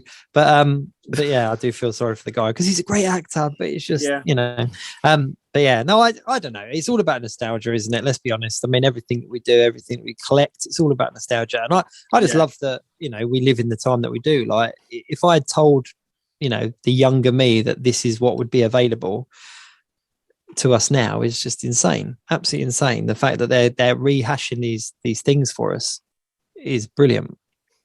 I just don't know what I want next. That's the sad thing. I don't know what I'm kind of waiting for. Thundercats, I think. Thundercats. I'd like something good Thundercat wise. Imagine if like NECA did like a Thundercat range or something like that. That would be pretty cool, wouldn't it? Who was doing that Thunder tank that was eventually coming? But it's a bit like the dragons of Game of Thrones. It's just taking forever. 7, isn't it Super 7? Oh yeah, Super 7 are doing the tank. I think it's Thunder tank. Thunder tank. They keep threatening to make a live-action film, don't they, with Vin Diesel? He keeps attaching his name to it. Oh, I think if Vin Diesel would attach his name to anything that's got a family involved. Yeah. Anything that's got a family involved. That's a brilliant line. He'd have to be Panthro, though, wouldn't he? I was thinking, like, who would he play? It would have to be Panthro. There is still going around a deep fake trailer type thing from before deep fake was a thing, but someone did a trailer and they made like a thing. Do you remember it? It was really Brad good though. Pitt Brad Pitt as Lino, but they used him what he looked like in Troy, and they just digitally painted over. But go check it out; it's worth a watch. That's what I think I did going back. I think I did go. Must have been about like 15, 20 years ago. I was like, I was trying to visualize the cast members of that at the time, and I had like, I think I had Hugh Jackman as Lino. I had Brad Pitt as Tigra. I had the black dude from Green Mile as Panthro. Michael Clark Duncan. Yeah. I had who was Chitara? That's all I care about. Chitara at the time was Angelina Jolie. At the time, that'd work. That'd work. Yeah. I love that. I'd love them to. I'm surprised they haven't done a live action film of that though. I'm really shocked that hasn't been pushed out with. I don't know. They tried to redo the cartoon recently with Thundercats Raw. Oh my god! Yeah, shocking. I saw saw bits. They dumbed them down, didn't they? They dumbed them down. They did Teen Titans Go, but then took it down a lower level than Teen Titans Go. Because I don't mind Teen Titans Go. I actually think it has some funny moments. And Teen Titans Go to the movie was funny as hell. But Teen Titans Go, you always knew was tongue-in-cheek. It was never meant to be serious. And it's very meta in its humour. Yeah. But you got Thundercats. The funny thing is, the guy, I remember the interview around it. It was at one point, it was one of the most disliked videos, I think, going around. Obviously, you can't see that anymore. But the guy who interviewed it was like, yeah, we're just trying to be really faithful to sort of Thundercats and just, I was thinking like, what? Like, what? You made this? But he's like, yeah, just trying to add some. Do you know what it was? He was the epitome of, that person, if you work in an office, that goes, you don't have to be mad to work here, but it helps. That was what he was the equivalent of, creation-wise. I think if they let Netflix and Kevin Smith do a recreation of Thundercats like he did with He-Man recently, in the same sort of style, I think that'd go down really well. And really enjoyed that. Then they could do an eventual crossover special as well, because there's been loads of comics of He-Man versus the Thundercats over the years. I've got that crossover. That's what I mean. To turn that into like a proper 90-minute cartoon on Netflix, that'd be awesome. Have you ever gone back and watched them recently? What the original Thundercats? Yeah, I've got the box set. Brilliant. Still good. Still good. That first episode though, when they were walking around in the spaceship naked, it's weird. I was like, I don't remember this. Like, they were walking around with this old dude, and they're all like, "What? Why do they all have to be naked? Why is no one shouting stranger danger?" He's the adult in this situation. So he's said, right, to be on this ship, you must all be naked. It's just ignorance, y'all. It's just ignorance. And how did Lino go into the tank, this kind of non-muscular sort of 9-year-old boy, and get ripped? Like, it was insane. Because there was a leak in the time-space continuum. Flux capacitor, defied ray. I tell you what, I did on TikTok recently. I did a little series of like nostalgic cartoons I'd like to see readdressed or whatever, and like Thundercats was one of them. But do you remember Visionaries? Do you know what my mate had? Was brilliant. Oh, amazing! My mate almost cried at a party the other day because he found someone else who'd watched the Visionary cartoon as a kid, because he was like, he grew up in Zimbabwe, so he was like. But it was only, it's like 13 episodes where it is long. He said, but it was such an important part of coming home from school for him. He said, but no one seems to have actually watched the cartoon in the UK that he's spoken to. So I don't know, was it even aired in the UK that much? Or I just remember all I remember is it was about people that had TVs in the chest or something. That's all I remember. The hologram. That was Teletubbies. Brilliant. Sorry, that was Teletubbies. But that Teletubbies so wrong. The episode I always remembered was the Fountain of Youth one. That's always that's the one I always remember. It's the Fountain of Youth one, and it was the original kind of pilot episode as well. I had that on VHS, and it was just like a 30-minute, or probably wasn't even that, like 18-minute, and it was where they got their powers, and they had to run the gauntlet to kind of find out which. I can't remember the name of them, but which sort of totem they were going to get. And then at the end, the old wizard kind of said, you showed this courage, so you are the bear, and you were this. Me and Ash have got no clue what's going on. Me and Ash just looking like the gauntlet, Fountain of Youth. Yep. The voiceover and the figures are really hard articulated for their time as well. I had a couple of the toys. I didn't know they were Visionaries. In fact, anything I put like Darth Vader and 2 Stormtroopers in the little tank thing. Because you could fit like 3 Star Wars figures for the seat of one Visionary, so that works. It was at that time where the hologram was like state of the art. So someone went, "I'm going to stick a hologram of an animal on a figure and build a cartoon around it," and it just worked. They did sort of like the Transformer Autobot version of it as well, didn't they? Was it the Knights? They had the same concept. They had a hologram underneath. Yes, I remember those. I can't remember what they were called though. Mystic Knights of something like that. The Visionaries had they were either on the chest or they had like a staff. The thing in it, and it was they were brilliant, and they were really articulated. They were really articulated. They were probably about 4 inches. Dino Riders. Do you remember Dino Riders? They were double jointed as well. Yes, they were. They were double jointed, but. They had that elastic the elastic waist, where the elastic band was keeping the waist and the crutch you together. could like pull them. But no, Dino Riders as well. I saw Dino Riders on eBay or something, and I was like, oh, my kids love dinosaurs. I was like, right, if you like dinosaurs, I'm going to get you Dino Riders. And I saw the price, and I was like, I will tell you about Dino Riders. We'll talk about what they were like. But yeah, and I'm trying to think of the others.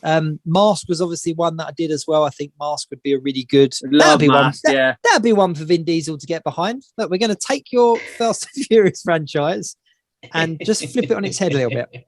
Masks. Do you say Centurions? Oh yeah, that was the one. That was the one for me. Power Extreme. Those figures. Do you not, Ryan? The Centurion figures they're probably the same sort of size, the 12 inches, and they basically just had armor that had just loads of holes on them. Holes in. And this is in the golden age of the 80s, where they created a toy and then built a cartoon network around it. So this toy was like, right, well, it's essentially their armor's made up of holes, and we'll give you a load of accessories that you can just plop into their holes. And they made one air, or like a plane. They made one like a tank, blue, and one water, wasn't it? Yeah. The blue one, which was blue. Just getting very Captain Planet-y. It was, yes. And one was love. The blue one was air. It was like the jet pilot. He turned into like a jet. I think the yellow one was the tank, wasn't it? Yeah. And then the green one was the water. I did really love the concept behind them, because the idea was that it made it affordable and playability for people who didn't have a lot of money. That was like the whole thing around it, was that, you could do so much with them for kids who could maybe only got one action figure, but if you had one action figure, you could do so much with that action figure. And I thought that was so. I've seen it on documentaries since then. I think so. I see the toys about, and I know all about these now, but I never watched them as kids. But where I was born in 1990, just to make you hate me a bit more, the just knife in the wind. But I still look the oldest one here, so trade off. So I grew up, born 1990. So I grew up on that weird mix of 80s reruns, the fifth time Thunderbirds got re-released, and 90s cartoons, which were just things like Captain Bucky O'Hare, one of the most awesome cartoons that it's unfortunately lost to history now. But so I know a lot about these toy lines, but I never watched the cartoons, and I watch some of them now and I go, probably would have liked it. But I watch it now, and I'm sometimes still like Ulysses. With Ulysses, the weird thing, it just goes Ulysses.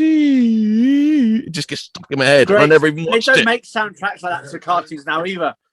No, it's always a crap theme tune. I'd like to see Jason and Wheeled Warriors turned into toys. That'd be cool.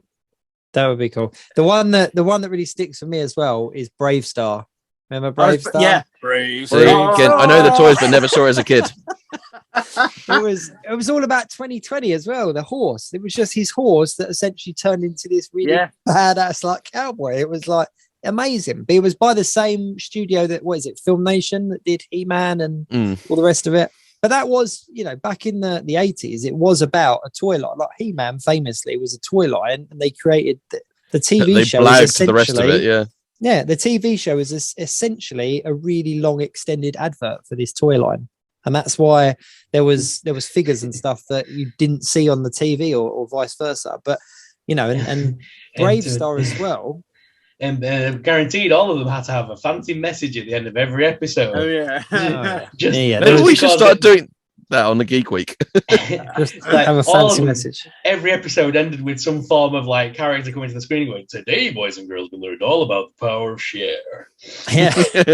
That's how it works. That's where I learned my morals from He-Man. But never trust a stranger with a van. Wait, what? The babies are hot, right? But no, the thing I didn't get as well, I just thought when these will come up on like Netflix and stuff like that, I didn't realize how much of an extended crossover He-Man and She-Ra had. Like it was like insane. Like I just remember it as kind of an episode, but it wasn't. It was like almost like half the series where these guys like crossed over. Just don't get it anymore. Do you remember when Sky had the Boomerang channel, and the Boomerang just kept repeating Boomerang. all the old classics? They should do that again. I basically grew up with that channel. So like that was where I Same. learned all the cartoons. Basically, we were from Boomerang, and they would just play all the 80s stuff on repeat. It was brilliant. It's just awesome. We need a channel like that again, definitely. Yeah, I think there's a couple of websites out there that you can just kind of stream stuff from certain. It's not the same as watching it on telly. I know Ryan's going to be in the same boat as me because this is where our slight age differences come in. And I know me and Ryan were part of that generation where if it was a popular movie like Beetlejuice or Ace Ventura, they made a goddamn cartoon. Yes. And there were these really weird cartoons kicking about, like Crypt Keeper randomly became a cartoon in the 90s. Oh, I know. And like all these random 80s things that shouldn't have been kids' cartoons became kids' cartoons. Yeah, Rambo and the Freedom Fighters, Robocop. I've got several different versions of Robocop, the cartoons and TV shows. They had Alpha Commando when they rebought it in the 90s. But interestingly, here's a little fun, boring fact for you. So you had the cartoon series for Ace Ventura: Pet Detective. You had the cartoon series for The Mask. Those actually crossed over in an inter-universe episode where Ace Ventura meets The Mask. Wow, that is very meta. Really? Yeah, wow. Yeah. That is insane. They had Dumb and Dumber cartoon as well. They crossed that in there as well. Then that would have been it. I forgot about that. They did have that. They're a classic meme then, couldn't they? You know what I mean? I am surprised though, because like when I think back to it, like Beetlejuice as the film was pretty dark. So the fact that they made a cartoon show for it, like it's a great cartoon as well. It wasn't too bad actually, yeah. This is about the same era though, that like Transformers, sorry, not Transformers, Terminator 2 wasn't really made for kids, but that had a toy line. Alien, Predator, they all had a toy line for kids, but they weren't kids' films by any means, but they all had them. Rambo, First Blood, a family picture. That's what I mean though, but like as a kid though, being a part of that generation, our parents didn't care if we watched those films. I grew up watching those films. That's what it was, yeah. And I, as a kid, I always knew the difference between what's real and what's a film. I never had that. I was never scared of films like that. And like, I did. I just really want to. I just really want to see the advert where Sylvester Stallone comes on TV. Hey kids, don't watch my movie, but do buy my toys. All right, it's a good balance. I want the money from the toys, but don't watch the film. If you're an adult, then watch the film, but don't buy the toys unless you're a kid. I hope that's not confusing. Toys and adverts. Have you ever seen that Vin Diesel advert with the Street Sharks? Yes, the best. No. Thing ever. Yes, have you not? Right, Vin Diesel is just a vest. It's just a vest standing there a bit like a wrestler with the puppet on his hand going. It's when we come off the call, just YouTube Vin Diesel Street Sharks, and it's basically him going through the toy line going, oh yeah, this is so and so, he's the leader. It's mad. Do you remember Paul Rudd doing the Super Nintendo? Yeah, it was his first acting gig. Yeah. Oh my god, why is he in a leather vest? Put it up, let me see, is it the right one? It will be. Yeah, that's the one. That's the one. That's essentially Vin Diesel doing what we do now 20 years ago. Like, Sharks are family. But with family, yeah. Oh, dear. But it is true. He's so angry. Why is he so angry about being... Is it Street Sharks? But look at how aggressive he's playing with them. See, that was sold. Also, by the way, reminds me of old pirate copies of things. You know, when you used to... It was someone like this was a video camera recording a film that you bought off the marketplace. So I've got Terminator 2 on video. You don't. You had this, like some kind of weird, dodgy recording. Right, said Vin. But what do you think they would make though nowadays if they made toy lines of the films that like? Can you imagine like a Scream toy line for kids? Or you know what I mean? It just wouldn't get made, would it? It wouldn't pass the regulations, would it? It just wouldn't. Funky Friday the 13th coming soon to all playgroups. Stop in action! It's baby Halloween. Michael Myers in a baby mask. You can imagine the kids on babies. The advert, Sydney has been so long she's seen herself. Yeah, it's like Sydney has been around so long she's become the villain in Scream Unlimited, the new toy line from Mattel. Not giving any batteries not included. With switchable heads, so it switches from Sydney to the Scream mask. No, they'll be flip head action. Yeah, flip head. Yeah. It would literally be like a couple of like 8-year-olds going like Ghostface with voice changing. I want to see what your insides look like. It's just like, and then just look at Mom. Yeah, I'm gonna catch you like a fish. Like chasing each other. It would be. And I know what you did last summer. You bought the new fish hook accessory. Oh dear. But they just wouldn't. It wouldn't get past. I think the 80s and the 90s was a very special time. Very special time. Definitely. But I just there's so many forgotten toy lines that they need to revisit. And I think nowadays with all the retro kind of nostalgia that they're hitting in, like if they did a BraveStarr line, I'd buy every single one. Like, and if they could do a Dungeons and Dragon wave as well, couldn't they? Oh, easily. Dungeons and Dragons. We use slime properly as well. Slime is so wasted on modern toys. Everyone's got to poop it out or something now. It's got to be a unicorn that poops slime. We just had like a skull playset that used to ooze slime out of its things onto it, or like, it used to ooze through the top of the firehouse. And we use slime properly. Yeah. We were responsible with our slime. Did you hear about the Dungeons & Dragons reboot film that's potentially in the works by Jack Black? Have you heard about that? No. So Jack Black is he playing Step off? Because Jack Black basically wants to create a Dungeons & Dragons film that is funny, but is in keeping with Dungeons & Dragons, like the role-playing game. So like he said he envisions, imagine a film where Jack Black is the dungeon master around a table with his celebrity friends and they're all playing the game. But then when it goes to the actual fantasy world, it's still Jack Black, but just CGI'd onto a body or something.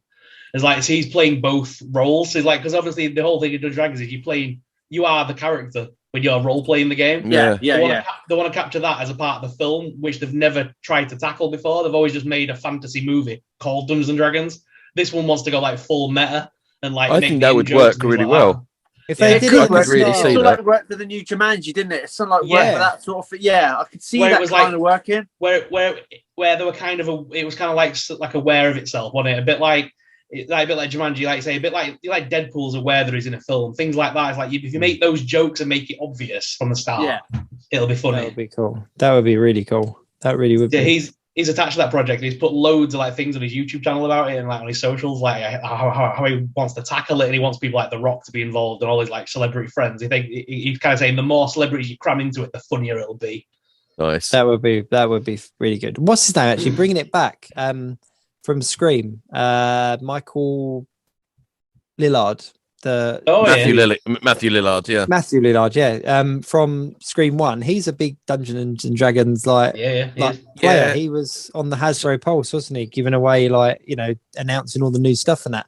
And his name I can remember, John D. Maggilio or something like that. The one who was there's Slade. Yeah, there's a fair few celebrities that are into it. Like Vin Diesel's a big player of Dungeons & Dragons. Because you play it's with a family game, and as well like Henry Cavill. I've seen his miniature posts. But Brilliant. he famously almost missed his Superman audition because he was like playing Warhammer or something. World of Warcraft. Playing World of Warcraft, yeah. Like, can you he does it for the nerds, doesn't he? But it's kind of Just did a whole YouTube channel of him building his new gaming PC, and I was like, "You're Superman! I love it." It is just, oh man, can you imagine? I don't care what people say. I think he's amazing as a Superman. I still really like his Superman, and I like he Man was of Steel. I think Man he was a good film. Superman, yeah. 100%. Brandon Routh for me. I really like Brandon Routh. I'm not going to lie. What is it with you with names? Everyone went quiet. What did I say? It's Ruth. It's Roth. It's Brandon Roth, isn't it? Brandon Roth. Yeah. What did I say? He was very Ruth. good at Superman. Did I say Ruth? Ruth. Yeah. Like he was an 85-year-old woman. This is Brandon and Ruth. Henry Cavill. We still need to see that Nicolas Cage Superman. That's what we need. Nicolas Cage. Yes, he was a fantastic. That film looks amazing. The unbearable, like a crushing weight of an unbearable talent. Like he goes full Nick Cage as Nick Cage. I just think that looks incredible. That is someone who just knows who he is. The fact that he's going to play Dracula in the next film, I just can't wait to see that and how he plays it. That'd be. What film is that? The light, it burns. I forgot the name. He's playing Dracula, isn't he? He's playing. Yeah. I can't remember what. I can't remember which one it is. Is it called? Is it Renfield or something like that? Maybe. Renfield, and he's playing Renfield. That's it. But yeah, and he's playing Dracula. I need to know if he's going serious with it or whether we're going to get a Nick Cage playing Dracula as Nick Cage. You know what I mean? Like one of them where he's like, I need your blood. Okay. Just halfway through the film. And now I'm going to steal the Declaration of Independence again. Just like... and this time, instead of bees, it's not the garlic. Yeah, oh, we are giving these studios too many ideas. We should really stop this. We're just feeding it. We're feeding it. But I do think we're coming to a close, I think, because we're now just going down memory lane, which is always good. But I am conscious that it's later. So yeah, anything else you want to add before we do round up? Anything else that's we've missed when on our nostalgic trip? I don't think we have. I think we've kind of tackled it. This Playmobil comes with a tiny robot scorpion. Nice. While we're doing nostalgia, what are your thoughts on the Quantum Leap reboot or extension? Depends how they do it. It can either be absolutely brilliant or it can be an absolute disaster. It will only be one or two ways. I don't think it'll be. It will never be average, moment, isn't it? Yeah, it will go one of two ways. They will either completely ruin it, and everyone will be like, "Why did you touch it?" Or it will be a brilliant revival. Yeah, I think one of the only kind of properties that have done the done it justice is like the Jurassic World franchise. The way they've kind of taken what they built on and made a new franchise, and now they're kind of closing it with the legacy characters and bringing it all together. Most of the others, like you think of things like Blade Runner and stuff like that, where they kind of missed the boat a little bit. So I'm kind of out. The jury's out a little bit until I see it. But I think I got faith. I think it'll be all right. Are you looking forward to that then? Is that a big one that you're looking forward to? Yeah. The early 90s for me, 6 o'clock, BBC Two, Quantum Leap on a Tuesday night. Yeah, I loved I'm a big time travel freak, so that was just kind of like yeah, I hope they do something. So I used to sneak down at like 5 a.m. to watch the Doctor Who omnibuses on what I think it was maybe Gold or something. Where it was at that point, but they used to have all the old Doctor Who's, and then I got really upset when John Pertwee stopped being Doctor Who. I was like, I've been the Doctor. I was like, oh man. With today's like CGI and all that kind of stuff, I think that the potential there is really good, and they could do something really good with it. I would really like to see an X-Files revival or remake, to be honest with you, like just something, because when you go back and look at the X-Files now, it's really dated, and the things that we talk about, it's really out of date. But you imagine like an X-Files now tackling things that are going, I think it'd be really cool. I think you can make it really scary as well. The latest one they did wasn't too bad. I haven't finished it, but they did about 10 episodes, was it? Of the I haven't finished it either. I couldn't. There was part of me that was like, I don't kind of want this to finish, but at the same time, they were tackling. They were, like you said, they were tackling actually stuff that was going on today, but the Mandela effect and all that. So it was kind of like, I think it might work if you get the right cast and obviously the right directors. I love the Mandela effect. That's such a weird thing, but it's so funny. I've had so many bits of that myself where I'm like sworn blind about something, and I'm like, no. Has any of you seen the new Scream? Yes. Not yet, no. Yes, no, but I really like what they did in that, without giving too much away, that they talk about it being a requel, where it's a reboot / sequel. I think that's a really good concept, and I think that they could do that with a lot of franchises, kind of Is make it very a reboot. meta? Because I've heard that that's what I've heard about it. It's meta. It's meta. Yeah. It is. Yeah. So with the original films, though, to be honest. But I say they've always been. Yeah, exactly. Yeah. They've always been. That's what a lot of people didn't understand, that they were always. There's always an element of parody about them. They were always designed to be that from the start. And people watched them because it was actually such a good horror movie in its own right. People sort of forgot that it was actually what it was meant to be at the beginning. So, and I think also because Scary Movie is a parody of that parody, people then think that's the parody, and Scream is just completely serious, and it's not actually accurate. No. And the fact that they have like a whole film franchise of the film franchise within the film franchise, it's kind of like... Which is in the same universe as Clerks and James and Bob Strike Back, which is crazy because they're in Scream 3. Yeah. But the new one is very good, and it is very meta. But I like what they did with it because they brought it all up to date. They basically remade the first film by giving it a revamp, but by addressing all of the changes that have happened since, like with mobile phones and Google and all that kind of stuff. But yeah, the term they use in that is requel, as in a remake / sequel. And I just thought it was really clever. And I was like, I'm looking forward to watching it. I do like the Scream franchise. Yeah, it's a good, and they've already a number 6 has already been. Yes, they're already. Oh Jesus, no! Please no! They're doing another one. Yeah, it's already been confirmed. Until we get Scream X in space, like Jason X, then I'll be happy. Because then I'll be happy. The whole requel thing is a good. It's like Ghostbusters. The new one was basically a requel when you think about it. Halloween. That was basically, it was the first film retold in a new way, but with up to date storyline. Yeah, so like that was basically Ghostbusters, wasn't it? Same with like the new Halloween and stuff. So good, though. Taking everything you knew about the original, but then making a new story, but playing homage to the original film like Halloween did it. Evil dies tonight.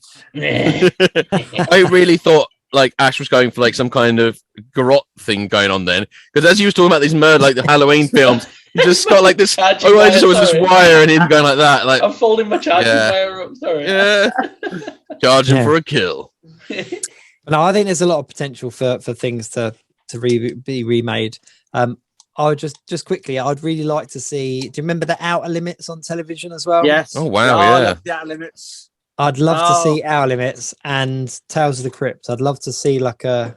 You know what? Actually, just to ruin my children as well. I'd like them to see Are You Afraid of the Dark? Do you remember that on Nickelodeon? Yes. That was scary. That was traumatic. Let's do some of that. Yeah, let's put some of that out for the kids nowadays and see how many of them are tough. Are You Afraid of the Dark did get a soft kids reboot from Nickelodeon about 3 years ago. Don't soft kids it. Are you talking like full on remake the episodes that traumatized us? No, just for the kids. Because those episodes. What was the episode with the clown? What was the episode with the clown? Was it Bobo the clown? Like that? Yeah, something like that. Oh I just love them. If you go back now and watch them, they're so cringeworthy though, aren't they? Oh yeah. Watch the Goosebumps series. That one as well. Yeah, the one with the clown that you talk about is the one where the guy stands and goes, "You coming in here, young man?" Can we have that as the soundbite from this episode, please? Just that. Just go back and watch it, and just how the guy speaks as the clown. But that's like the Goosebumps series. Sorry, the live action when they did that. You see like a very young Ryan Gosling in one of the episodes, "Say Cheese and Die." He's like a kid in it, but they're all Canadians, but they're meant to be an American. Like, what are you screaming about? It's like you can't take it seriously. It's so over Canadian, but meant to be in America. It's like you're clearly not in America, but it's just the budget's not there. There was who was it that pointed out that Hayden Christensen was in Are You Afraid of the Dark the other day? Was that Jacob? Was that you? Someone pointed out that Hayden Christensen in Are You Afraid of the Dark? Is awesome. He really? Yeah. Well, Ryan Gosling, Goosebumps, him in the Afraid of the Dark. Obviously, the place to be. Somewhere.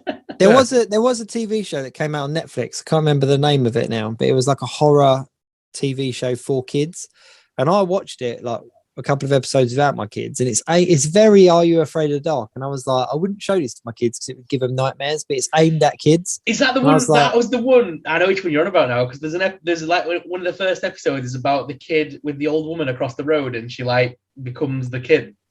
Yeah. That was like very Are You Afraid of the Dark, wasn't it? There's like weird. Oh, what's it called now? Because you would enjoy it. You would all enjoy it. It's like a kid's show, but it's quite scary. And there was one episode where like the kid, like she wants to control her parents. And so she says to like this puppet that that's her wish or whatever. And then her parents are puppets, like, and they have to do what she says. Like, it's really, it's quite horrible. Check that out. But there's the reason I thought of it is there's a time travel episode. There's a time travel one where this guy, I need to remember it now.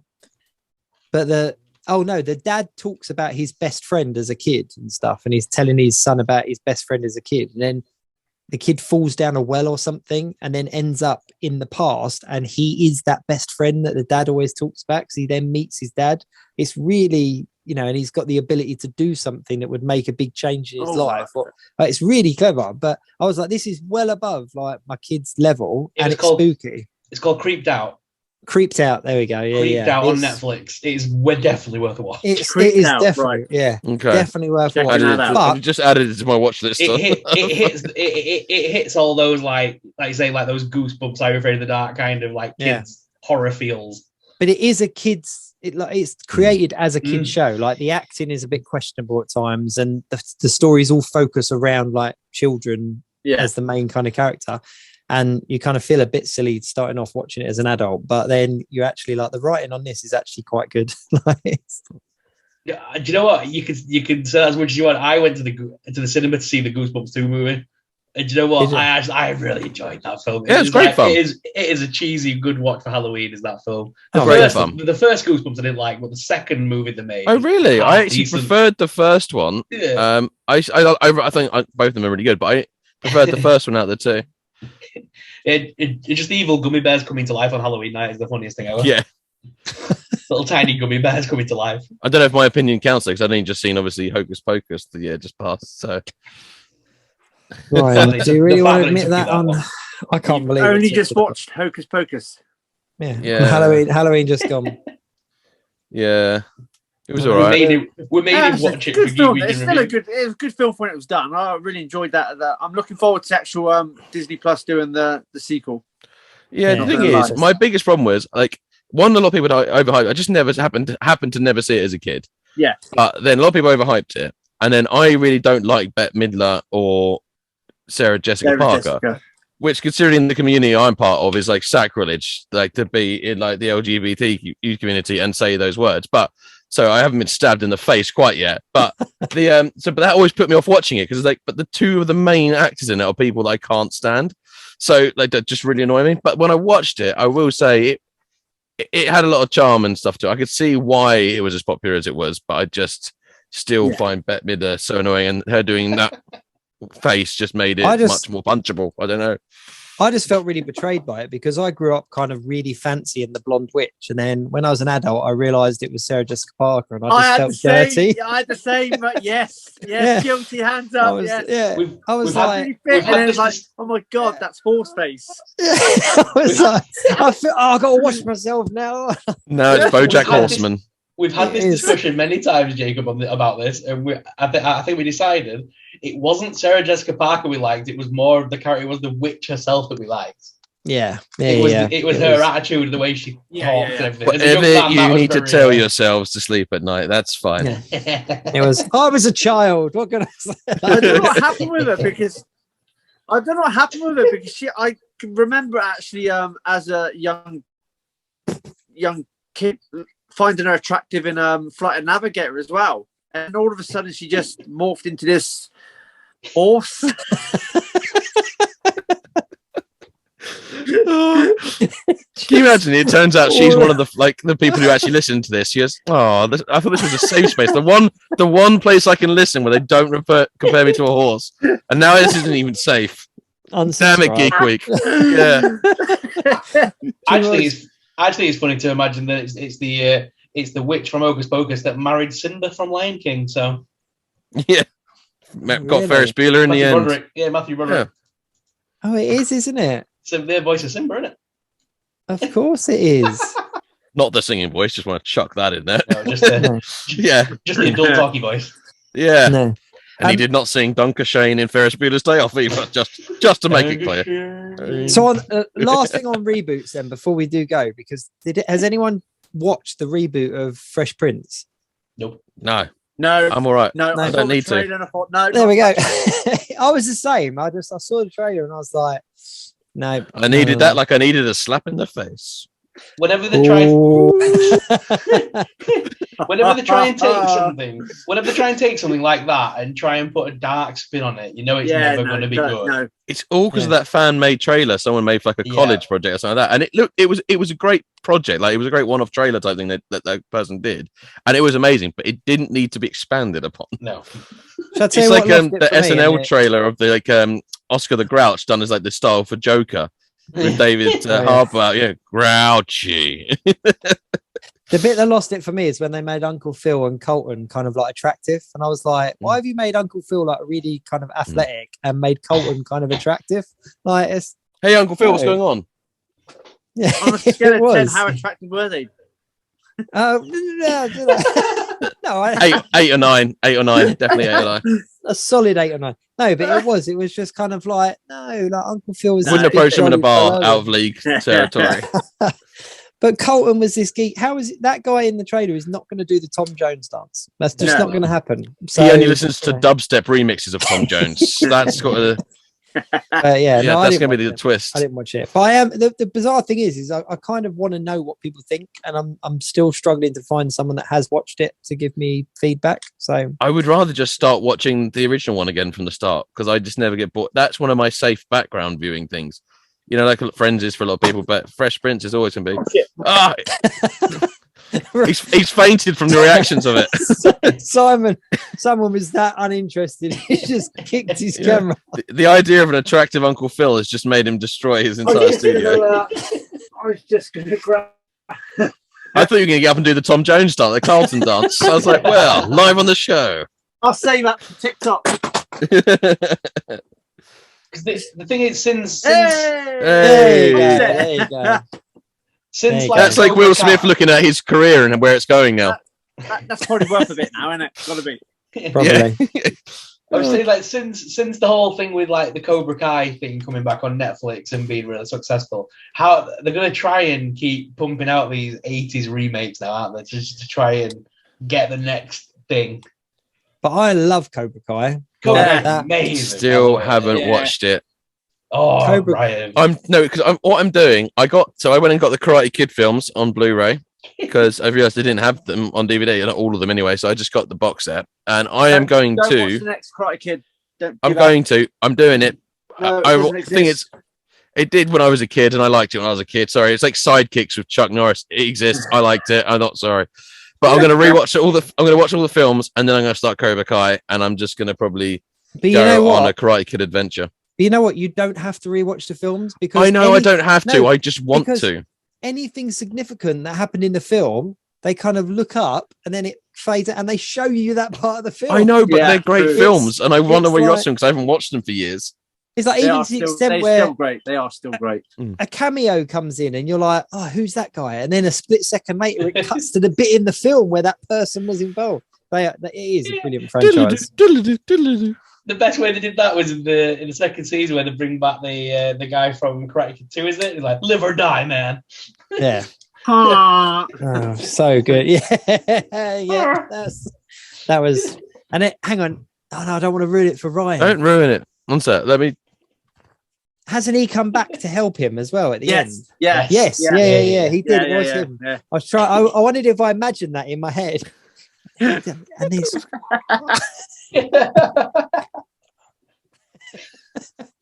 Isn't it? It's the fact that And that's how they crossed it with Jurassic Park. Yes. Oh, that is one big pile of shit. Yeah, and then obviously then the two senseis came together and Vin Diesel came through the door and said, "For the family." Yeah. That's how that season ended. Fast and Yeah, a I did. Furious Karate Kid. That's what it's going to be. Mate, look, you give Universal enough chance, it will happen. To round off though, hasn't Brie Larson signed up for the next Fast and Furious? Yes, because it's in space. Oh, Is she? Jesus Christ. Go into space in the last one. Final Fast and So I've been Furious in told. space. I thought it was a piss take when they said, look, they've only got one place to go now, space. And I actually got told by my brother-in-law who loves the franchise, oh yeah, they have been in space. I was like, what? Yeah, it's chewing gum for the eyes. That's the thing. I actually, guilty pleasure. I watched a little more. I put them all in the background. They're great chewing gum for the eyes. I know what I'm getting with a Fast and Furious film. I'm not going to be taken on an emotional roller coaster. No one's going to quote Shakespeare. Someone's just going to say family, and some things are going to blow up, and laws of physics are going to be defied. You're not going to go on an emotional roller coaster. What about that one with Paul Walker and they drove off in different directions? That was an emotional roller That's coaster. different. That was an emotional roller coaster because he died, but it wasn't because it good writing or anything. That's because he died. That was not clever writing. And if he hadn't died, all that would have ended on that was they would have just been at a different barbecue. That's the only way that would have ended differently. So, the only thing I could think of that they haven't done yet is going to get shut down. Time travel. Yes. I'd watch the shit out of that. So Don Toretto's having a barbecue. He's like, I don't have this, and then suddenly he's like, Vin, we gotta do something about your kids. And then they go to the future, and then that's how we link to Back to the Future. You're welcome. And that's how Jesse comes back into the franchise. He goes back to when Jesse gets killed in the first film, saves him from being shot, brings him into the present, and there you go. That's the end of it. They're all there. Paul Walker appears by CGI. Dwayne Johnson appears as a Force ghost, and Rocky Balboa is in it for some reason. And then that's the end of it. And that's Fast and the Furious. Done. Isn't it?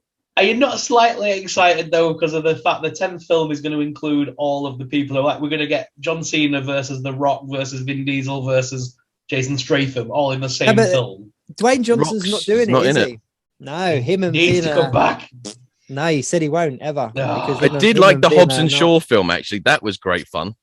The Hobbs and Shaw. Yeah, that was all right. That was good. I'm English and I'm angry and I'm bold, and then that was just Maui, and that was it. That was the two big things for the film. Brilliant. It's a good franchise, like for what it is. Like you say, you know what you're getting. And the originals, the original kind of 2 or 3 are still really solid films. Like there was something really good about them. But to make you feel really old, remember what the plot of the original was? They were boosting big screen TVs, and VHS players. VHS players. They were boosting video players. Yeah. Were they? So, and on that bombshell, thank you for listening. You're now feeling 10 years older than you did before you started. I'm not sure if you remember though. It was always the film that like when your English teacher was off and they'd wheel in the big TV and they'd always stick on bloody Fast and Furious. That'd be the one film they'd have in the DVD locker at school. Really? Where did you go to school? That sounds awesome. Oh, mate, Featherstone High School. You went to the School of Family. We had wheeled in Princess Bride. That's what we had wheeled in. Inconceivable. Where did you go to school? What are these amazing films? Like we had Jaws, to be fair. What? Jaws and Signs. Jaws and Signs were the two. Or Matrix 1 for the 100th time. I can't even remember the films that we watched in school. Jake just got to watch the horrible sex ed film on repeat by the sounds of it. When I did GCSE English, Georgie Racer or something. When I was doing GCSE English, we had to watch that Romeo and Juliet film. The one with Leonardo DiCaprio. And we had to watch that thing about 1,000 times. We had to watch it like 1,000 times and write essays on it. And I'm like, by the end of it, I hated that film because I'd seen it that many times. Okay, on that note, we're talking time travel, we're talking Leonardo DiCaprio. Have you heard the theory about Leonardo DiCaprio's character being a time traveler? What? Yes. Blew my mind that he's a time traveler sent to that ship to make sure that Rose survives and the ship sinks. Yeah. And there's so many like things that he refers to that haven't been built yet or haven't been made yet, and places he talks about. It's either he was a time traveler, it was very badly researched. Yeah, it's probably the latter. But what an amazing theory. The actual theory that he was a time traveler, that's really cool, and it does make sense. But if you go back and watch it now, you'll also see that the CGI is about as good as a PS2 game. Yes. Yeah. It's that bit where the bit that always gets me is when they zoom. It's the most expensive shot in the film. Yeah. Yeah, the guy walking and then it cuts to him and he's all serious. You've just walked out. That was that meme, isn't it? Yeah. The funny thing is, I didn't realize how much that's aged until they did an anniversary showing in the Odeon like a couple of years ago. Me and Caroline went because I always wanted to see it on the big screen. So I thought that's a film you need to experience at a cinema. And like it was great to see. And but then that bit happened. Yeah, it was that bit was, and I was like, oh man, yeah. Oh, it really took me out of the film for like about 10. I mean, I got over it very quickly, but it did make me genuinely laugh aloud at a film where hundreds and hundreds of people died, which is really wrong. Shouldn't have laughed, but there it is. No. And she was a selfish bitch at the end. Back. Yeah. You could have fit more than one person on that door. Yeah. But on that note, let's call it quits this week because we have well gone over. But it's been good fun. obviously, Simon, thanks very much for joining us. Pleasure being on. Really had really good fun. Really good fun. No, I really enjoyed having you here. Anyone watching or listening, then do check the description. I'll put Simon's Instagram account in there, and do go and check out his pictures because they are really, really cool. And your TikTok's a lot of fun as well. I've got to admit that. I've got to admit your TikToks. There's some funny stuff on your TikTok now. I'm literally just trying to be like, I've got to think. Well, I'm trying to think of trying to do something new that incorporates what I do. Yeah, and it's because there's so many of us out there on TikTok doing what we do. It's like, well, how can we switch it up? And I thought, well, I've just got to try and stitch myself with my figures to some random videos out there and try and make it work. It's good fun though. But I'll put your details in the description. Thank you very much. And obviously, anyone watching or listening still, then do check out the description. Give us a like, share, follow, subscribe, all of those things on podcast and YouTube. Yeah, it's been a good one. I've enjoyed it this week. Yeah, it's been good. And we are obviously edging ever so closer to our year anniversary. So we've got some things planned. So stick around for ideas on that. So yeah, until next week, leaves me to say only one thing, and I'm going to try to say it before Ryan can say it. So keep it geek.